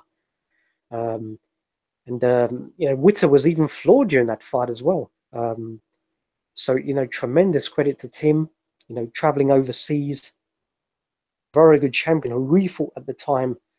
And then he went over, fought, Devin Alexander. He got stripped the first time, if I recall. Alexander was his mandatory. I don't know why that fight didn't happen. So he got stripped of the WBC. Devin won the fight, then they had it. And I was so looking forward to that fight. And it was a pity that fight got ended early with. But Alexander's body language was negative. I kind of think, Mike, hypothetically, if that fight had gone on, Bradley would have probably outboxed him. He was certainly, the sharper fighter during the early stages. But look how many undefeated, Luis Abregu, even for, Jesse Vargas. Yeah, even inflicted. He was magnificent against Lamont Peterson. And scored a knockdown in that fight. If memory serves me correct. Yeah, he outboxed third round. Lamont Peterson. And how good is Lamont Peterson, Mike? Both on the front foot. We know he's magnificent on the inside, but Lamont on the back foot against Garcia showed he can box like that as well. And for Timothy to outbox him, I was like, wow. I certainly didn't expect that. But the Ruslan Provodnikov fight, that's the fight that obviously exacerbated all of the damage. You can't be too hard on him. I felt, Mike, he lost the fight. I've watched it many a time because there was a lot of 10-8 rounds which the judges didn't give and certain knockdowns. But, the resilience Bradley showed in that fight as well. He was being, he was wobbling like a noodle all over the place at times. But he came back and he made adjustments within the fight as well. Hurt Provodnikov to the extent in which Freddie Roach, I heard in the the 6th or the 7th round, saying to Ruslan, if you don't show me something, I'm going to stop the fight. So, so we can criticize him for not being heavy-handed, but when you punch in the certain technique that he did and the torque he generated, because he was had that quite a zippy sort of velocity in his punches, it's all about technique and speed. And to go from Ruslan Provodnikov to Manuel Marquez sort of back to back as well, that's not many people go through that sort of gauntlet of fights, and he was magnificent in that one Manuel Marquez fight. People thought he would be outboxed completely, but no, he actually outboxed a master counter puncher, and he almost stopped or even probably not. I remember Marquez being sort of wobbly on his feet at the end of the fight. Now, the the Pacquiao fights, it was a pity that the amount of abuse that he received after the first division. Now, he's not a judge. Yes, he was a little bit surprised, and people can argue left and right, but the majority obviously thought, he was, outboxed. I was one of them. But you can't attach too much blame to him. He has no powers to influence the judges autonomously himself. So he received so much abuse. So it was only inevitable they were going to have another fight. But Manny Pacquiao remains the only person to defeat him. So he has an illustrious record. A throwback type of fighter. Fought good fighters in their prime. Back to back as well. And that sadly those traits are being eradicated from boxing, Mike. So these retirements in that sense are sad, because it reminds us of how good boxing can be, and it's not that long ago in which fighters were fighting one another, were fighting in unification. So congratulations to him. A good career. I think he's invested his money wisely. Looks like he's got quite a kind of a tough lady who keeps an eye on his career and his finances. So I'm sure he'll carry on being Teddy Atlas's sidekick on ESPN. Indeed, I'll go to you, Jacob. Your reaction to the retirement announcements of Juan Manuel Marquez and Timothy Bradley. I wasn't surprised by Marquez because we had heard about the injuries, and I agree with Daniel. He was trying to get that Cotto fight, and it just never happened. And I know he wanted to fight in, I believe, in Mexico City. He wanted to have his last fight there. So, he's had a great career, and he'll definite Hall of Famer. Some really great fights, great counter puncher, tough guy. When he kind of really first got on my radar against Manny Pacquiao on that first fight, just to have the first round that he did and to be able to come back was spectacular. It was something, just something that was like out of a movie. But he I think Daniel mentioned the two fights with Diaz that were really good. Of course, the knockout of Pacquiao, which will go down in history as just one of those crazy things. And unfortunately, I had a chance to see Marquez, on his last fight. I didn't know it was his last fight against Mike Alvarado. I had tickets, but my brother was graduating, and so I ended up selling those tickets. So I kind of missed out on an opportunity to see him fight. But great career. I'm glad he's retiring. With Bradley and Marquez retiring, it's kind of maybe a little sign that somebody from that same era, Manny Pacquiao, should probably hang him up too. With Bradley, I go to so many fights at the StubHub, which in the Home Depot Center, it turned into the StubHub, and that Provodnikov fight was the fight that I missed. That's like one of my big kind of, not regrets, but because I was actually out of town. I was in Florida, but I watched it from on the feed from Florida, and I just remember after those first few rounds just being like, oh my gosh, like I wish I could have been there. But I did get to see Bradley fight Vargas when he returned to the StubHub Center. I believe that was like the HBO's like whatever it was, 500th fight or whatever it was. The fight that Jesse Vargas still can't get over. Yeah, I mean the fight. I mean, he basically dominated the whole fight, and then all of a sudden, he gets caught at the last moment. And that was, it was a crazy thing to see. And then the ref, making the blunder that he did. But Bradley, you know, I'm glad that Gus hit on a very important point about, you know, these fighters, when they win controversial decisions.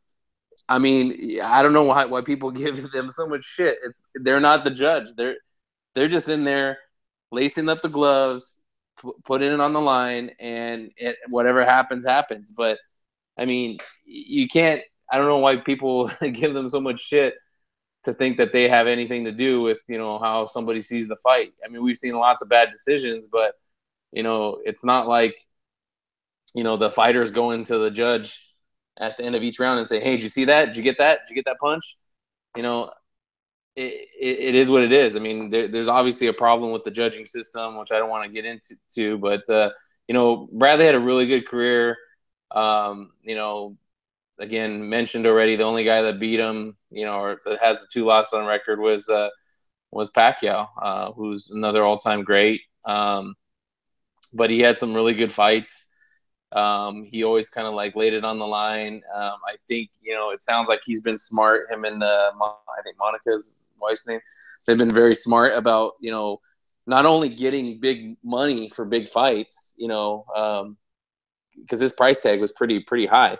You know, and so good on him for being able to do that. But, you know, also being very smart. I believe he's invested, you know, he stored away his money and he's also invested it in good places. So, you know, he's going to be one of those, hopefully, exceptions of somebody that's been smart enough to, you know that it's not going to last forever and, you know, go out with some faculty still. And then, you know, he's parlayed that into a commentating job on ESPN.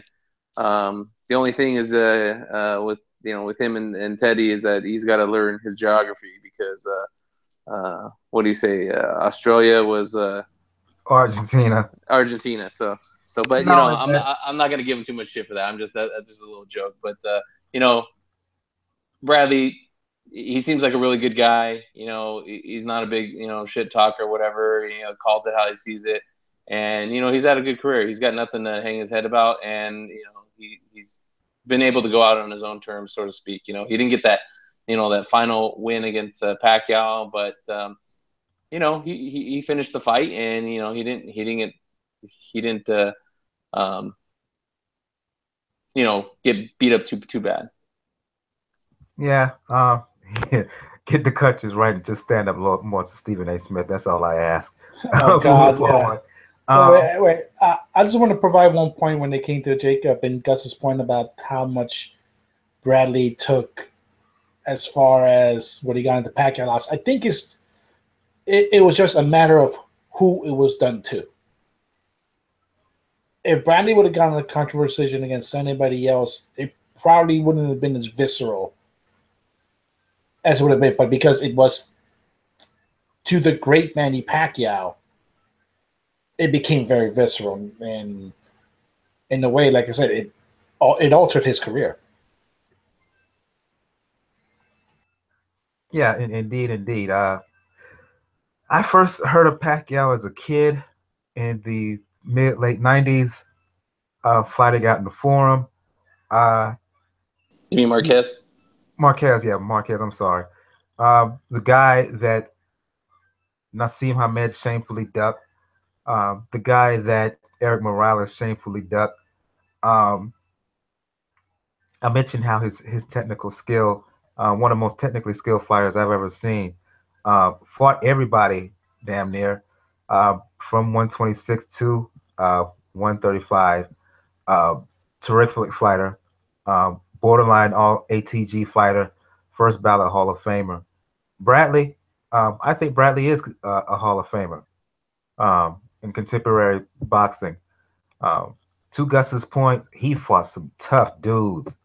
And I hope people give him credit for the competition that he fought. He fought a who's who from the 140 and 147, and was right there with all of them, including Pacquiao. Didn't do one thing great, but did everything very good. Showed his toughness. He gained the respect of the fans. And that's really all that you can ask for. That you give your all. You give your all. You try it. You give your best, and you put in an honest yeoman's work. And that's essentially what who Tim Bradley is, and what he was as a fighter. And so both Bradley and Juan Manuel Marquez, I applaud them. I salute them in what they've done for the sport. It should be praised. It should be hailed. You hope and wish that other fighters coming up today would watch them and learn from them in terms of how they carried themselves in the ring and out of the ring. And that's all I have to say about that. Time is pressing on. We're only going to preview one fight. I'm going to you on this one, Gus. And I'm going to you this for a reason. Look, we've been talking Shinsuke Yamanaka and Luis Nery, who's going to fight on the 15th of August in Japan for Yamanaka's belt, WBC bantamweight title. You put folks on Luis Nery early. We've talked about Yamanaka on this show for a long time. I can't wait. This is a mouthwatering contest, 50-50 fight.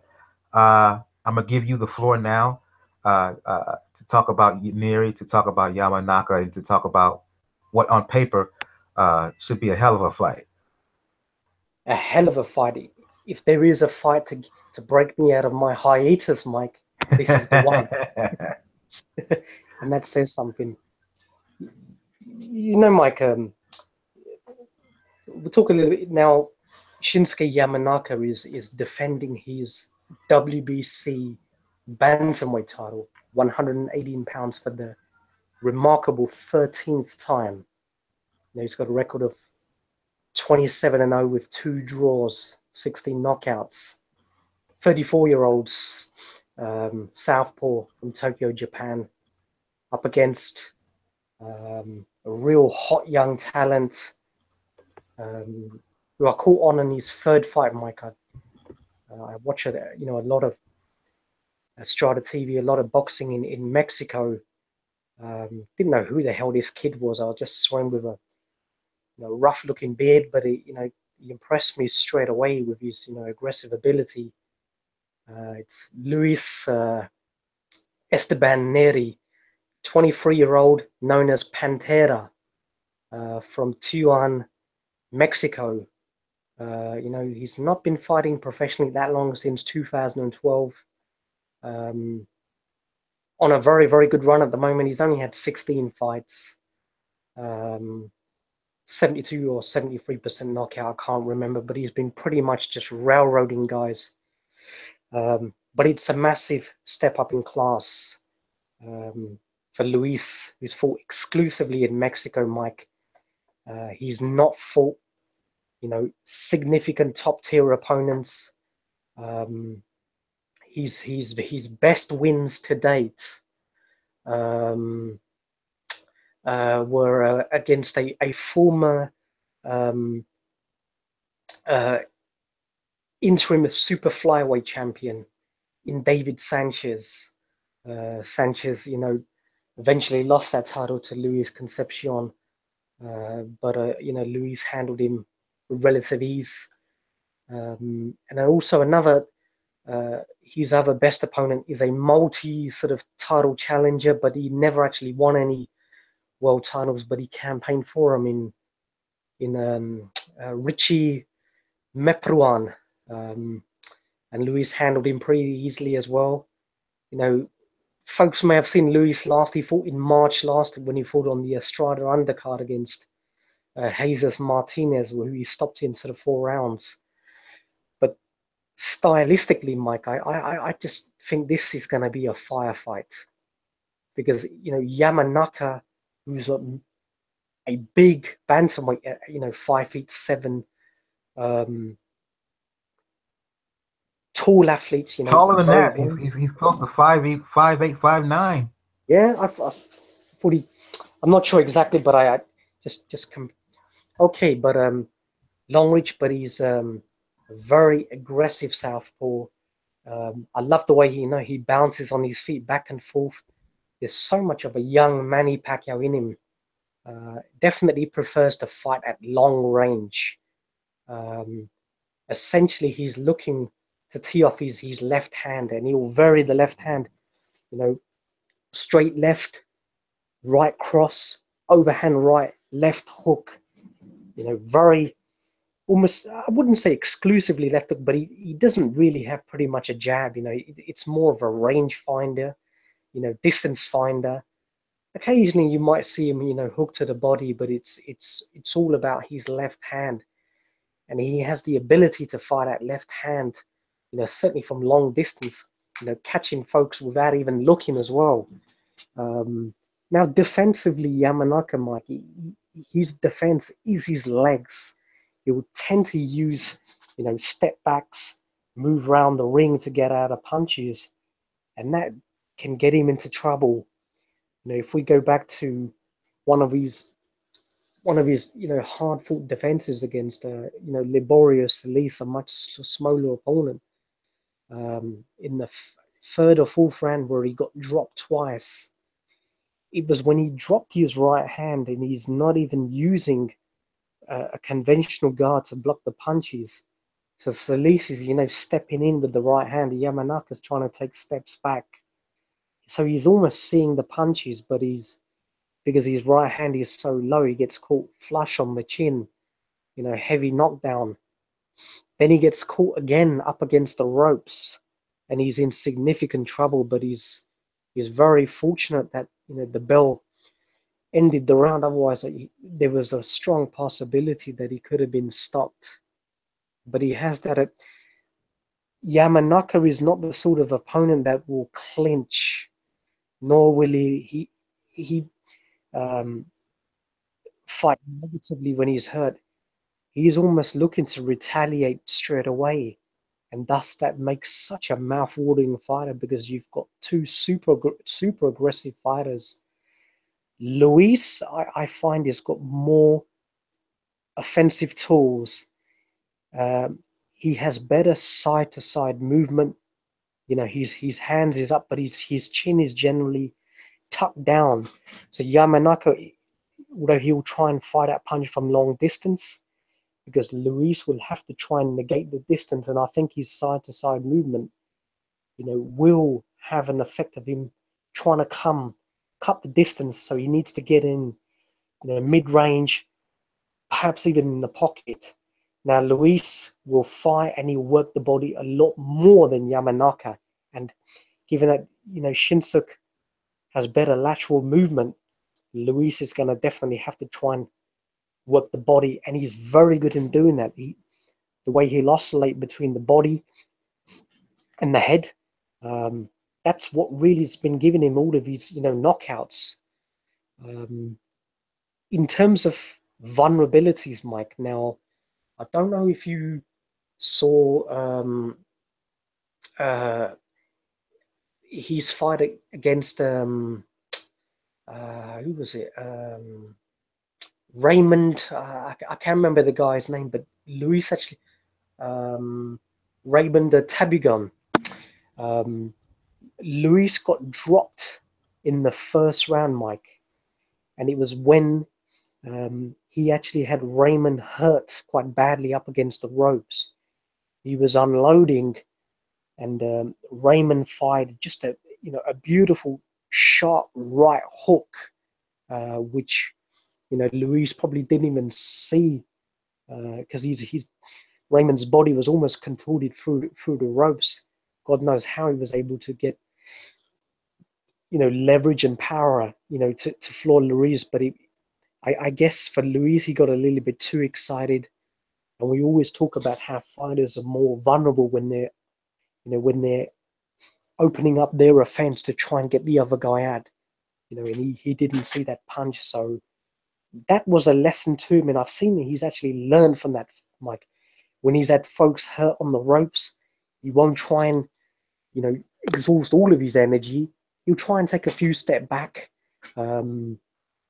His defense has got a little bit better. I can see him, using a little bit more of a modified shoulder roll defense as opposed to just side-to-side movement. So he's trying to, and I heard an interview with him where he's been talking about, switching between shoulder roll, offensive conventional Mexican defense to more of a sort of a hybrid Floyd Mayweather type of style of defense as well. And, that's good because in this fight, he's going to have to watch out for, Yamanaka's left hand. So I think the shoulder roll here will certainly play a key part.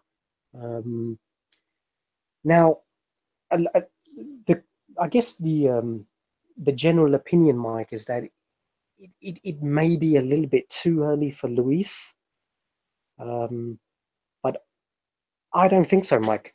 Now, Yamanaka has been, in fantastic form in his recent fights. God's left, and he's been knocking out a lot of people as well. So there's clearly a lot of fight still left in him.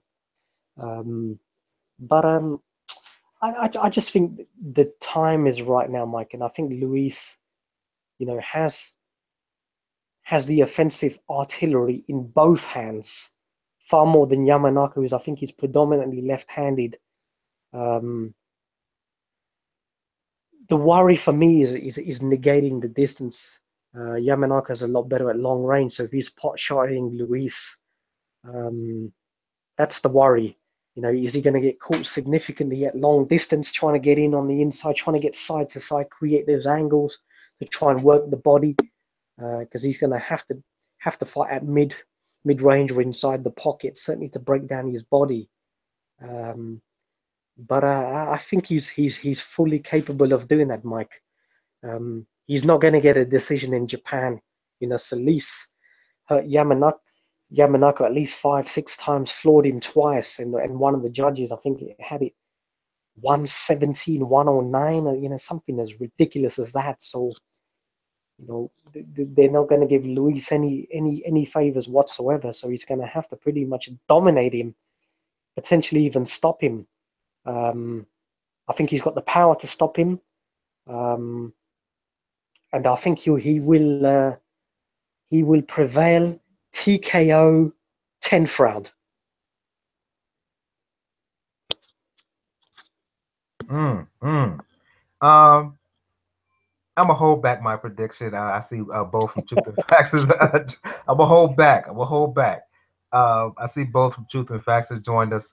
I guess right at the end, right at the good part, we're previewing Shinsuke Yamanaka versus Luis Nery. Like I said, mouth-watering matchup, one of the best fights of the year, in my opinion. Bo, your thoughts on it? Man, I actually like this fight because this is a fight where we're not sure if Yamanaka is going to come out on top. And because the thing about it is, and it was actually Daniel who pointed this out. Nery is a young, hungry lion that's coming for that title to prove that he belongs in that division. So he's not a guy to take lightly. I think Nery is not just so much that he has power. Nery has some very good skills. Now Yamanaka has the experience, and he's going to have home field advantage, but he may need a little bit more than that because although Yamanaka is that man, but as of late, we've started to see certain things about him sort of fade a little bit. And Nery has the athleticism, he has that power, and he has that youthful energy. So it's a mouth-watering fight because Yamanaka is no joke either. It's just that you look at Nery and it's the old lion versus the young lion, and we love these kind of fights. So I'm looking forward to it. I can't wait. I'm gonna hold back from giving a prediction myself too, because I'm really nervous about it because part of me wants Yamanaka to win because you got that super fight that could possibly happen in Japan between him and Inoue. But then part of me kind of wants Nery to win because I would love to see, because Nery he strikes me as one of those guys. If he wins, he'll be trying to unify.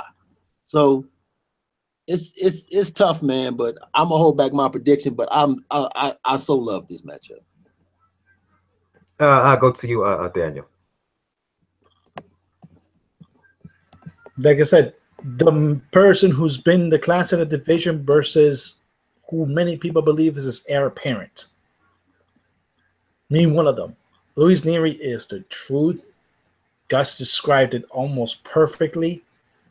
And this is going to be a fight. Yeah, we're not going to be able to watch because it's apparently on a weekday in Japan. So unless you're willing to watch it on the stream from your job, at least in our time, maybe Gus will be able to watch it, but we won't be able to see it until it ends. And that's going to be a telltale fight because I think either way, it mainly depends on how Yamanaka looks. So Yamanaka looks good even in the loss.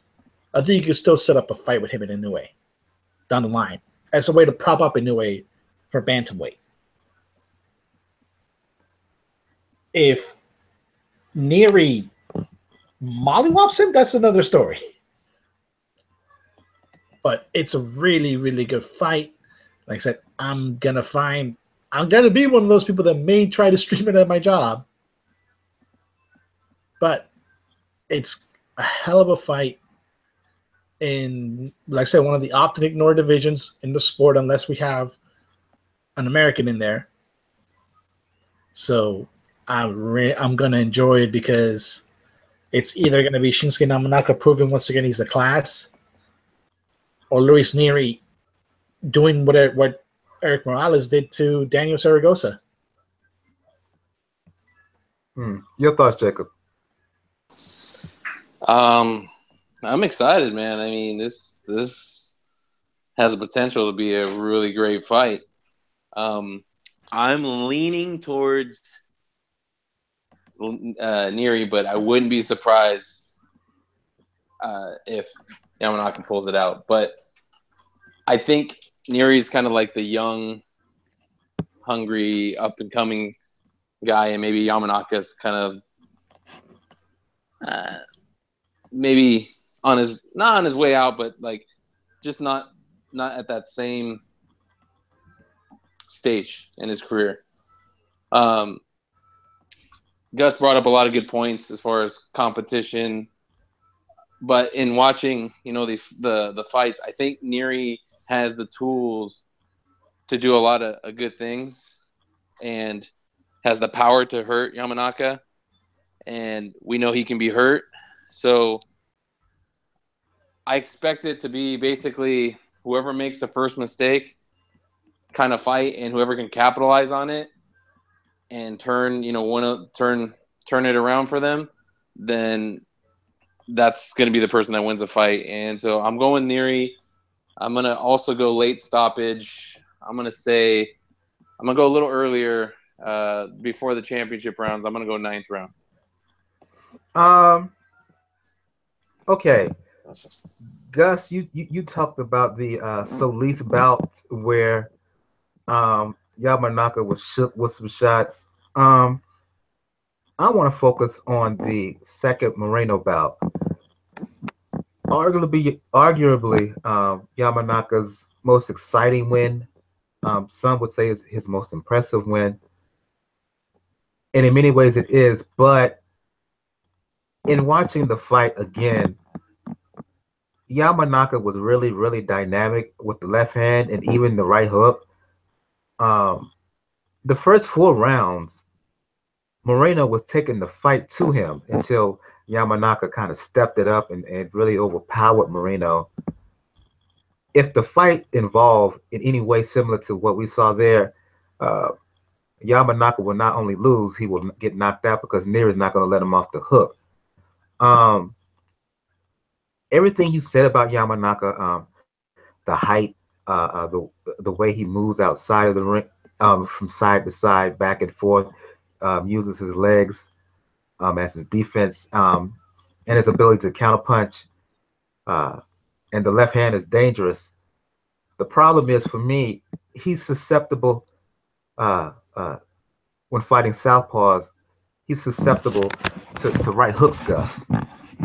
You saw it in the Moreno fight, and you've seen it in other fights. And is the part of, and the reason he's kind of susceptible because as much as he moves around the ring and bounces outside around the ring, he has a tendency, Yamanaka, to do so to move, being straight up and down. Not a great deal of upper body movement, not a great deal of head movement. So as dynamic and as a big of a puncher as he is, he's always vulnerable, even when on the move, even when he's using his legs. Because he's so straight, he tends to fight straight up. That's I see danger in that against a fighter like Nery, because it not only leaves him susceptible to headshots. Nery is a way better than average body puncher too, and Yamanaka with that long, lean body. If he can somehow get underneath the straight punches of Yamanaka, he can do damage to body and head.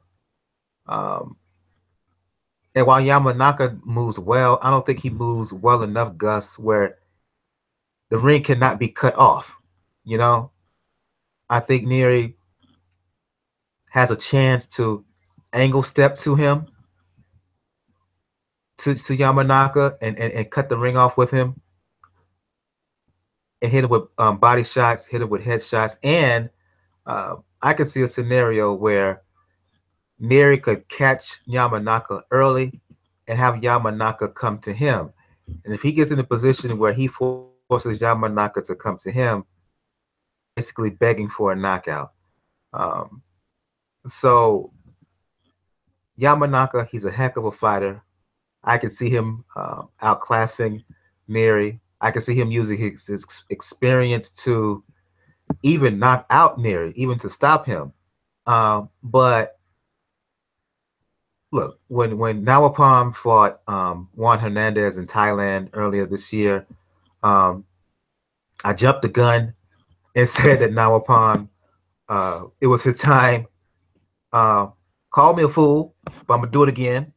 I think that Nery, who's improving as a fighter, who I think is fighting with better defense over his last 2-3 fights than he was early in his career. Call me a fool again. I'm jumping the gun on a young contender again. I think he's going to do it. I can see a scenario where he gets multiple knockdowns and win a decision or a stoppage, but I'm going with Nery. The key in all this, really, we can talk about this in kind of a post-fight maybe next week. The key to all this is Naoya Inoue, and I'll explain that further when we do a post-fight show about this. But I'm going with Nery. He's mean. He can punch, and he's really determined. I think he's going to do it. I think you lean towards Nery, Gus. Bo, you didn't give your prediction. I'm gonna give you the opportunity to give your prediction now. I didn't get my prediction on purpose. Well, but I'm still in KFC chicken. Yeah, man. When does this fight take place? It's in Japan. No, I said when? August 15th. Oh man. This is a tough one for me, man. You know what? I'm gonna go with the proven champion in Yamanaka. I'm gonna go with Yamanaka only because and I'm probably gonna wind up regretting it, because Nery, it definitely looks like, man, he is that guy. Like, this kind of reminds me of Floyd and Janelle Hernandez, where everybody thought Janelle was winning, but Floyd was just this hungry dude coming along. But I'm gonna go with Yamanaka because I think from an experience standpoint and from just some of the small, subtle things that Yamanaka can do that can offset Nery, he has a chance of winning. If he can get to that finish line, which is that 12th round, and not have been knocked down, he got a good chance of winning. So I'm gonna go with Nery, but I trust me, I would not be surprised if I wind up regretting it or if I change my pick before the fight takes place. I'll tell you what, Mike. Go ahead, Gus.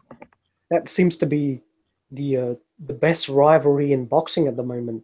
Japan against Mexico, and Japan have been stealing all of the Mexican belts recently. So I hope fate is slightly different for this fight. I got a feeling it is because, man, Nery does not look like a guy who's gonna take this lightly. There's a lot of fighters that once they get to a certain point of data contention, depending on the level of competition, think this is going to be easy because I've been blazing everybody. The champion's going to be the same way. I don't think Nery's going to make that mistake with Yamanaka.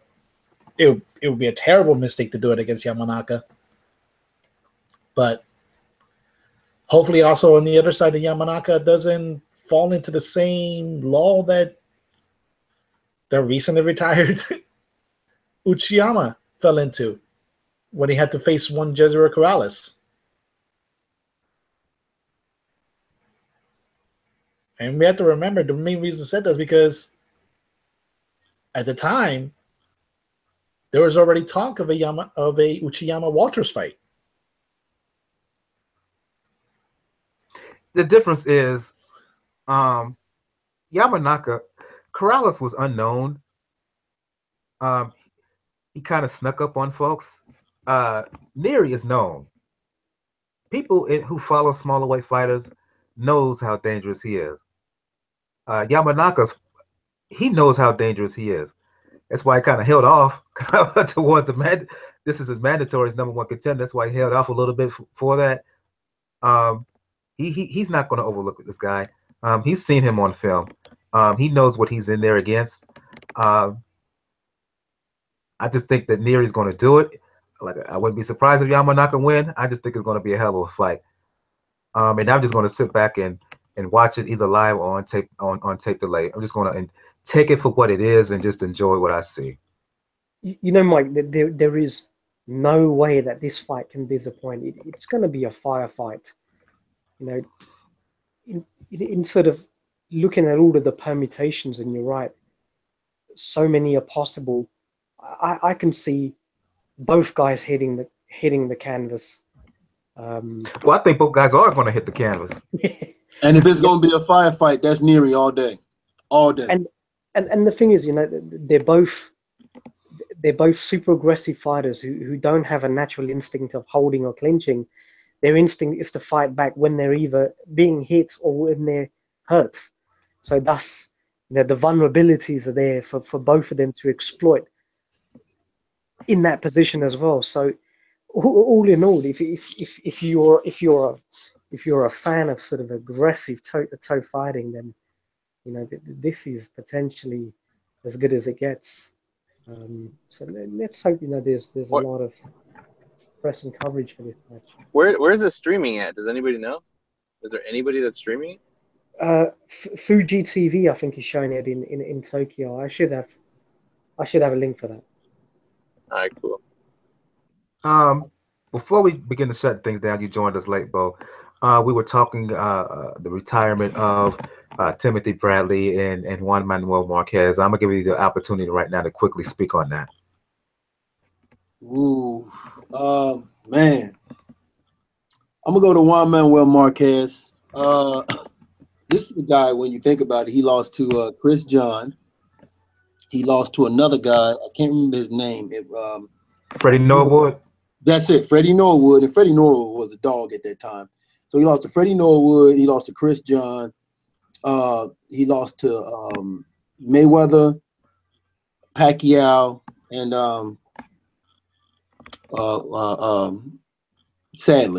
Timothy Sadley. Wow. So, I knew he was going to say that. So I was going to say something else, but this is Mike's show. So, I was going to say something else that starts with the C and ends with an N. But so Marquez, I'm not surprised he retired. And here's the thing.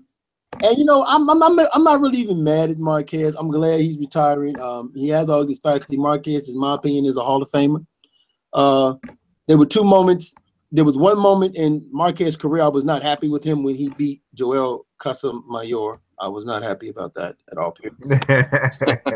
I wasn't. That did not please me.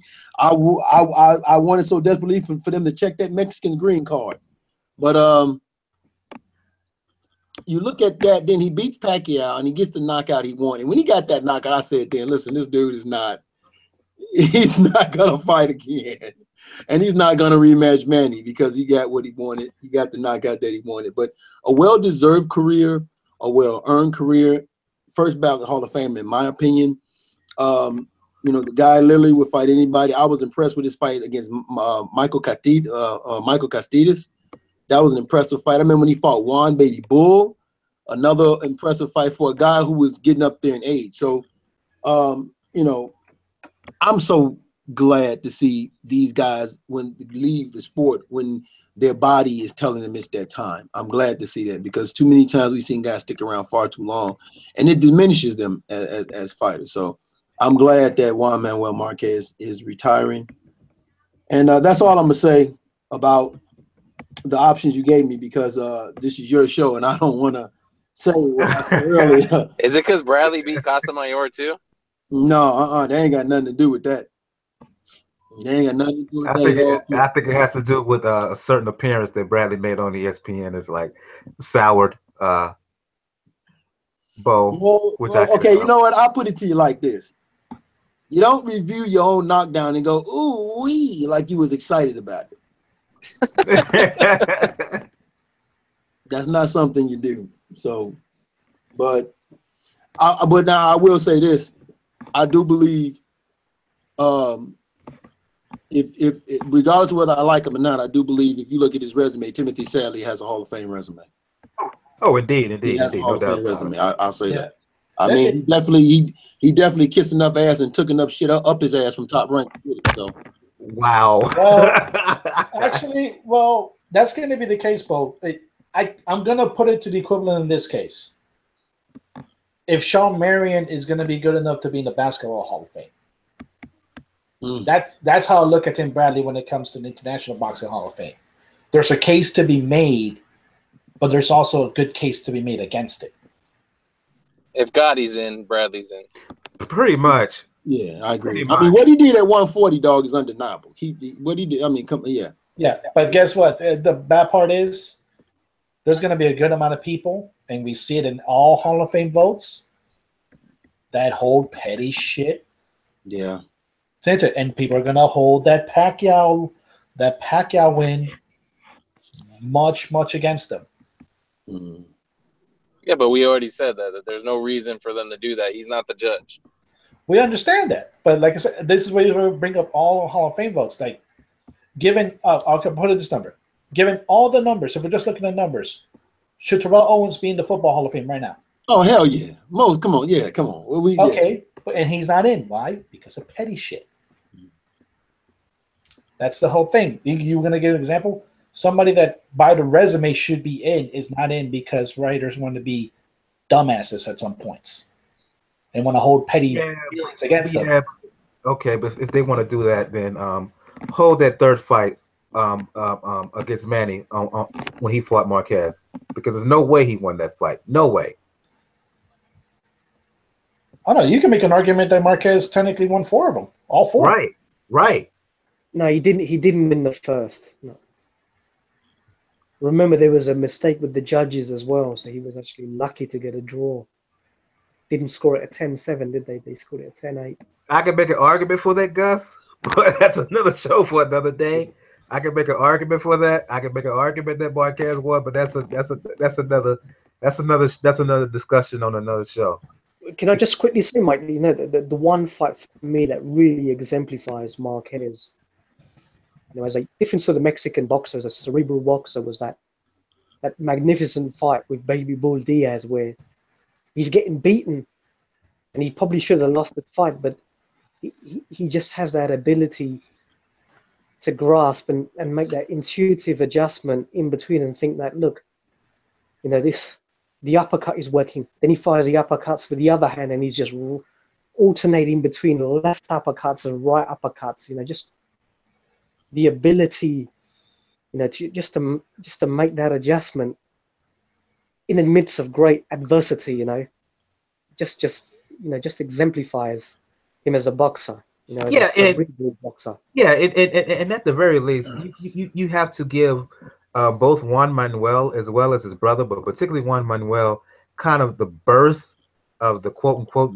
new Mexican style. You know, it seemed that went past what you saw from fighters in the 80s, in the 70s, and even in the early 90s that was signified by Chavez Sr. You saw so many Mexican fighters with the favorite punch being the left hook to the liver, come forward, emphasizing body punching and whatnot. Love to take a shot to give a shot. While there were fighters who were boxers, Salvador Sanchez, Gilberto Roman, and others, Miguel Canto, you really saw it with Juan Manuel and fighters even afterwards, kind of the dawn of Mexican fighters fighting using an array of skills, whether it's Juan Manuel when you saw him when you saw the introduction of Juan Manuel in the mid to late 90s, up until contemporary fighters like Francisco Estrada down in 115. So a lot of credit for that alone. You need to give to Juan Manuel Marquez, and I think we're going to start to shut the show down. On that note, I'll go to you, Gus, for folks who want to talk to Sweet Science or music or whatever. Let the folks know where they can hit you up. Yeah, Mike. Thank you once again for letting me spit fire on this show again. Conversing with you gentlemen. Yeah, if folks want to hit me up, and you know, if anybody wants to you know, save money, you know, avoid paying $99 for a pay-per-view fight, just get yourself a free VPN, lock into a UK server, then go onto the Sky Sports website, and then you can watch the McGregor-Floyd Mayweather fight for £19.99. So there's a tip for you guys in the United States who want to save $70. Actually, yeah. Gus, actually, let me ask this. Yeah. How hard did you guys laugh at Floyd trying to tell Sky Sports you should sell the fight for 99 pounds? You know, Daniel, I vehemently detest Sky Broadcasting Corporation. But yeah, it doesn't surprise me. But there's no way, you know, Rupert Murdoch was going to bow down to Floyd's demands. No, you know, they've always priced, you know, pay-per-views competitively in the UK. That's one thing, you know, we appreciate. You know, they try to increase it, you know, 24, 30 pounds one time, but it, you know, so no, I'm glad you know, it's at a, you know, at a reasonable amount, but you know, I certainly won't buy it. I'll watch the fight, but you know, I won't buy it. But yeah, Mike, corruption in boxing. Folks want any links? Want to know where they can get that free VPN? They can hit me up. Indeed, and then I go to you, Jacob from Jab Hook Boxing, for folks who want to talk to Sweet Science. For folks who want to talk movies, let the folks know where they can find you. Yeah, thanks for having me on again, Mike, and you know, thanks to the esteemed panel, gentlemen on here. You know, I love talking boxing with you guys. You guys are so knowledgeable. I feel like I'm always learning something, and I don't have a ton of people to talk with boxing, so this gives me a good outlet to talk about, you know, everything that's going on with boxing. And it's a great show, and people need to subscribe, write a review, you know, support the show, support Mike. He's doing good stuff here, and all the other platforms that everybody else, you know, has with their shows and stuff. There's good people. But yeah, I could be found on Twitter, JRATM23. Always talking boxing and movies. And, you know, occasionally I'll be found on a podcast here and there, but I usually tweet that stuff out. So if you follow me, you'll see where that's at. And one last thing is, be back, man. I love when you able to make an appearance. I know it's early in the your neck of the woods, but always like conversing with you. Likewise, man. I go to Daniel from the Inscriber for folks who want to talk boxing, for folks who want to talk the NBA, specifically the Miami Heat, for folks who want to check you on Twitter, clap back against fools. Let the folks know what they can hit you up. You can find me on Twitter, Ruckus99. Like I said, I'm here. If Bo has a podcast, I'm usually in. If EJ has a hangout, I'm usually in. And definitely, like I said, I have my own show, like I said, with Joe and Francis for BoxingNews.com. I just uploaded, because I finally got the chance to, last month's all the last month's podcasts up to the recent one. And definitely, folks, we're definitely going to talk Nery Yamanaka next time, because it's an interesting fight in a weekday in Japan, and we're going to get loaded a lot within after that week, because besides that fight, we don't have a lot happening this weekend. Indeed. And last but not least, I'll go to Bo from Truth and Facts. For folks who want to talk the sweet science, for folks who want to follow the adventures of you and your kids, particularly your daughter, for folks who want to talk to you about maybe you hitting them up with some music. And for those who are listening via SoundCloud, iTunes, Stitcher, Player FM, the music that you heard to begin the show was from Bo, exclusive courtesy of Bo. Bo from Truth and Facts. Let the folks know where they can hit you up. And apps. Yeah, I appreciate that. Well, this is a bittersweet moment for me. My son left, but my daughter be coming back next week. But yeah, my son, he left. He was here. Great time with him. You can find me like right here, pound for pound. You can also find me on Truth and Facts about boxing. On Twitter, capital T for Truth _ capital F Fact Box 1. On Instagram, same thing, Truth _ Fact Box 1. And you can find me on The Movement. We just did a podcast earlier. That's why I was so late.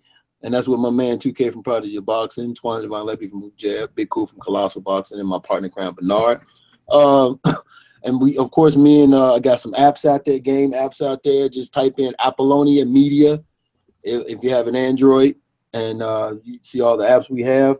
And just, wherever they talking boxing, and I'm blessed to be here with you guys talking the sport. And it's been a good year. I've had my ups, I've had my downs, but, that's what the sport is about. And that's the reason why I talk the sport, because it ain't always going to go your way. But boxing to me has always been something to help you, not just within the ring, but outside of life. When it's not going your way, step back, adjust, but above all, keep going forward. So, man, just thank you guys for having me, man. And you guys didn't talk about it, but I just want to say that you guys watch. There's going to be all my foot up in your ass video that's going to be coming from me, because if what I hear is true and Edizani Lara is fighting who I think he going to fight, me voy hablando muy malo con él porque es no bueno, porque no muy orgulloso de la cubano y no representando con esto. All right, so there y'all go. Oh, he's not representing the true Cubanos in other words. You caught that, Mike? Mike, you caught that? Not with the rumored opponent. Not with the rumored opponent. I can definitely agree on that. Yeah. If for folks who want to talk boxing, for folks who want to talk music, for folks who want to talk fitness, or folks who want to even talk Game of Thrones, you know what it is on Twitter, Brother JR at Brother JR76. As I stated to begin the show, if you want to find out all things Pound for Pound Box Report, please check out the blog page, p4pboxreport.wordpress.com. Hit the right of the page, right of the blog page. You can find the links to the pages and channels on YouTube, Facebook, G+, Tumblr, Twitter. Also links to where to listen to us on SoundCloud, iTunes, Stitcher Radio, Player FM, Google Play Music, and Mixcloud. On the next episode, we will do a recap of Yamanaka and Nery, and we will talk that Crawford and Dungo card. Very good card, actually. Not just the Crawford and Dungo bout. Shakur Stevenson is fighting Brian Jennings, Dillian White, Nicholas Walters, Zvostik, all fighting on the same card. So that's contemporary in 2017. That's a mega card. all on ESPN in Lincoln, Nebraska. So yeah, that's a big time card. So we will talk about all those bouts. So for Gus and Corruption in Boxing, for Daniel the Inscriber, for Jacob of Jab Hook, both from Truth and Facts About Boxing. This has been episode 179 of Pound for Pound Boxing Report. I'm your host, Michael. We'll see you next time. Have a good evening, everyone. Good night. Adios. Good night. Assalamu alaikum.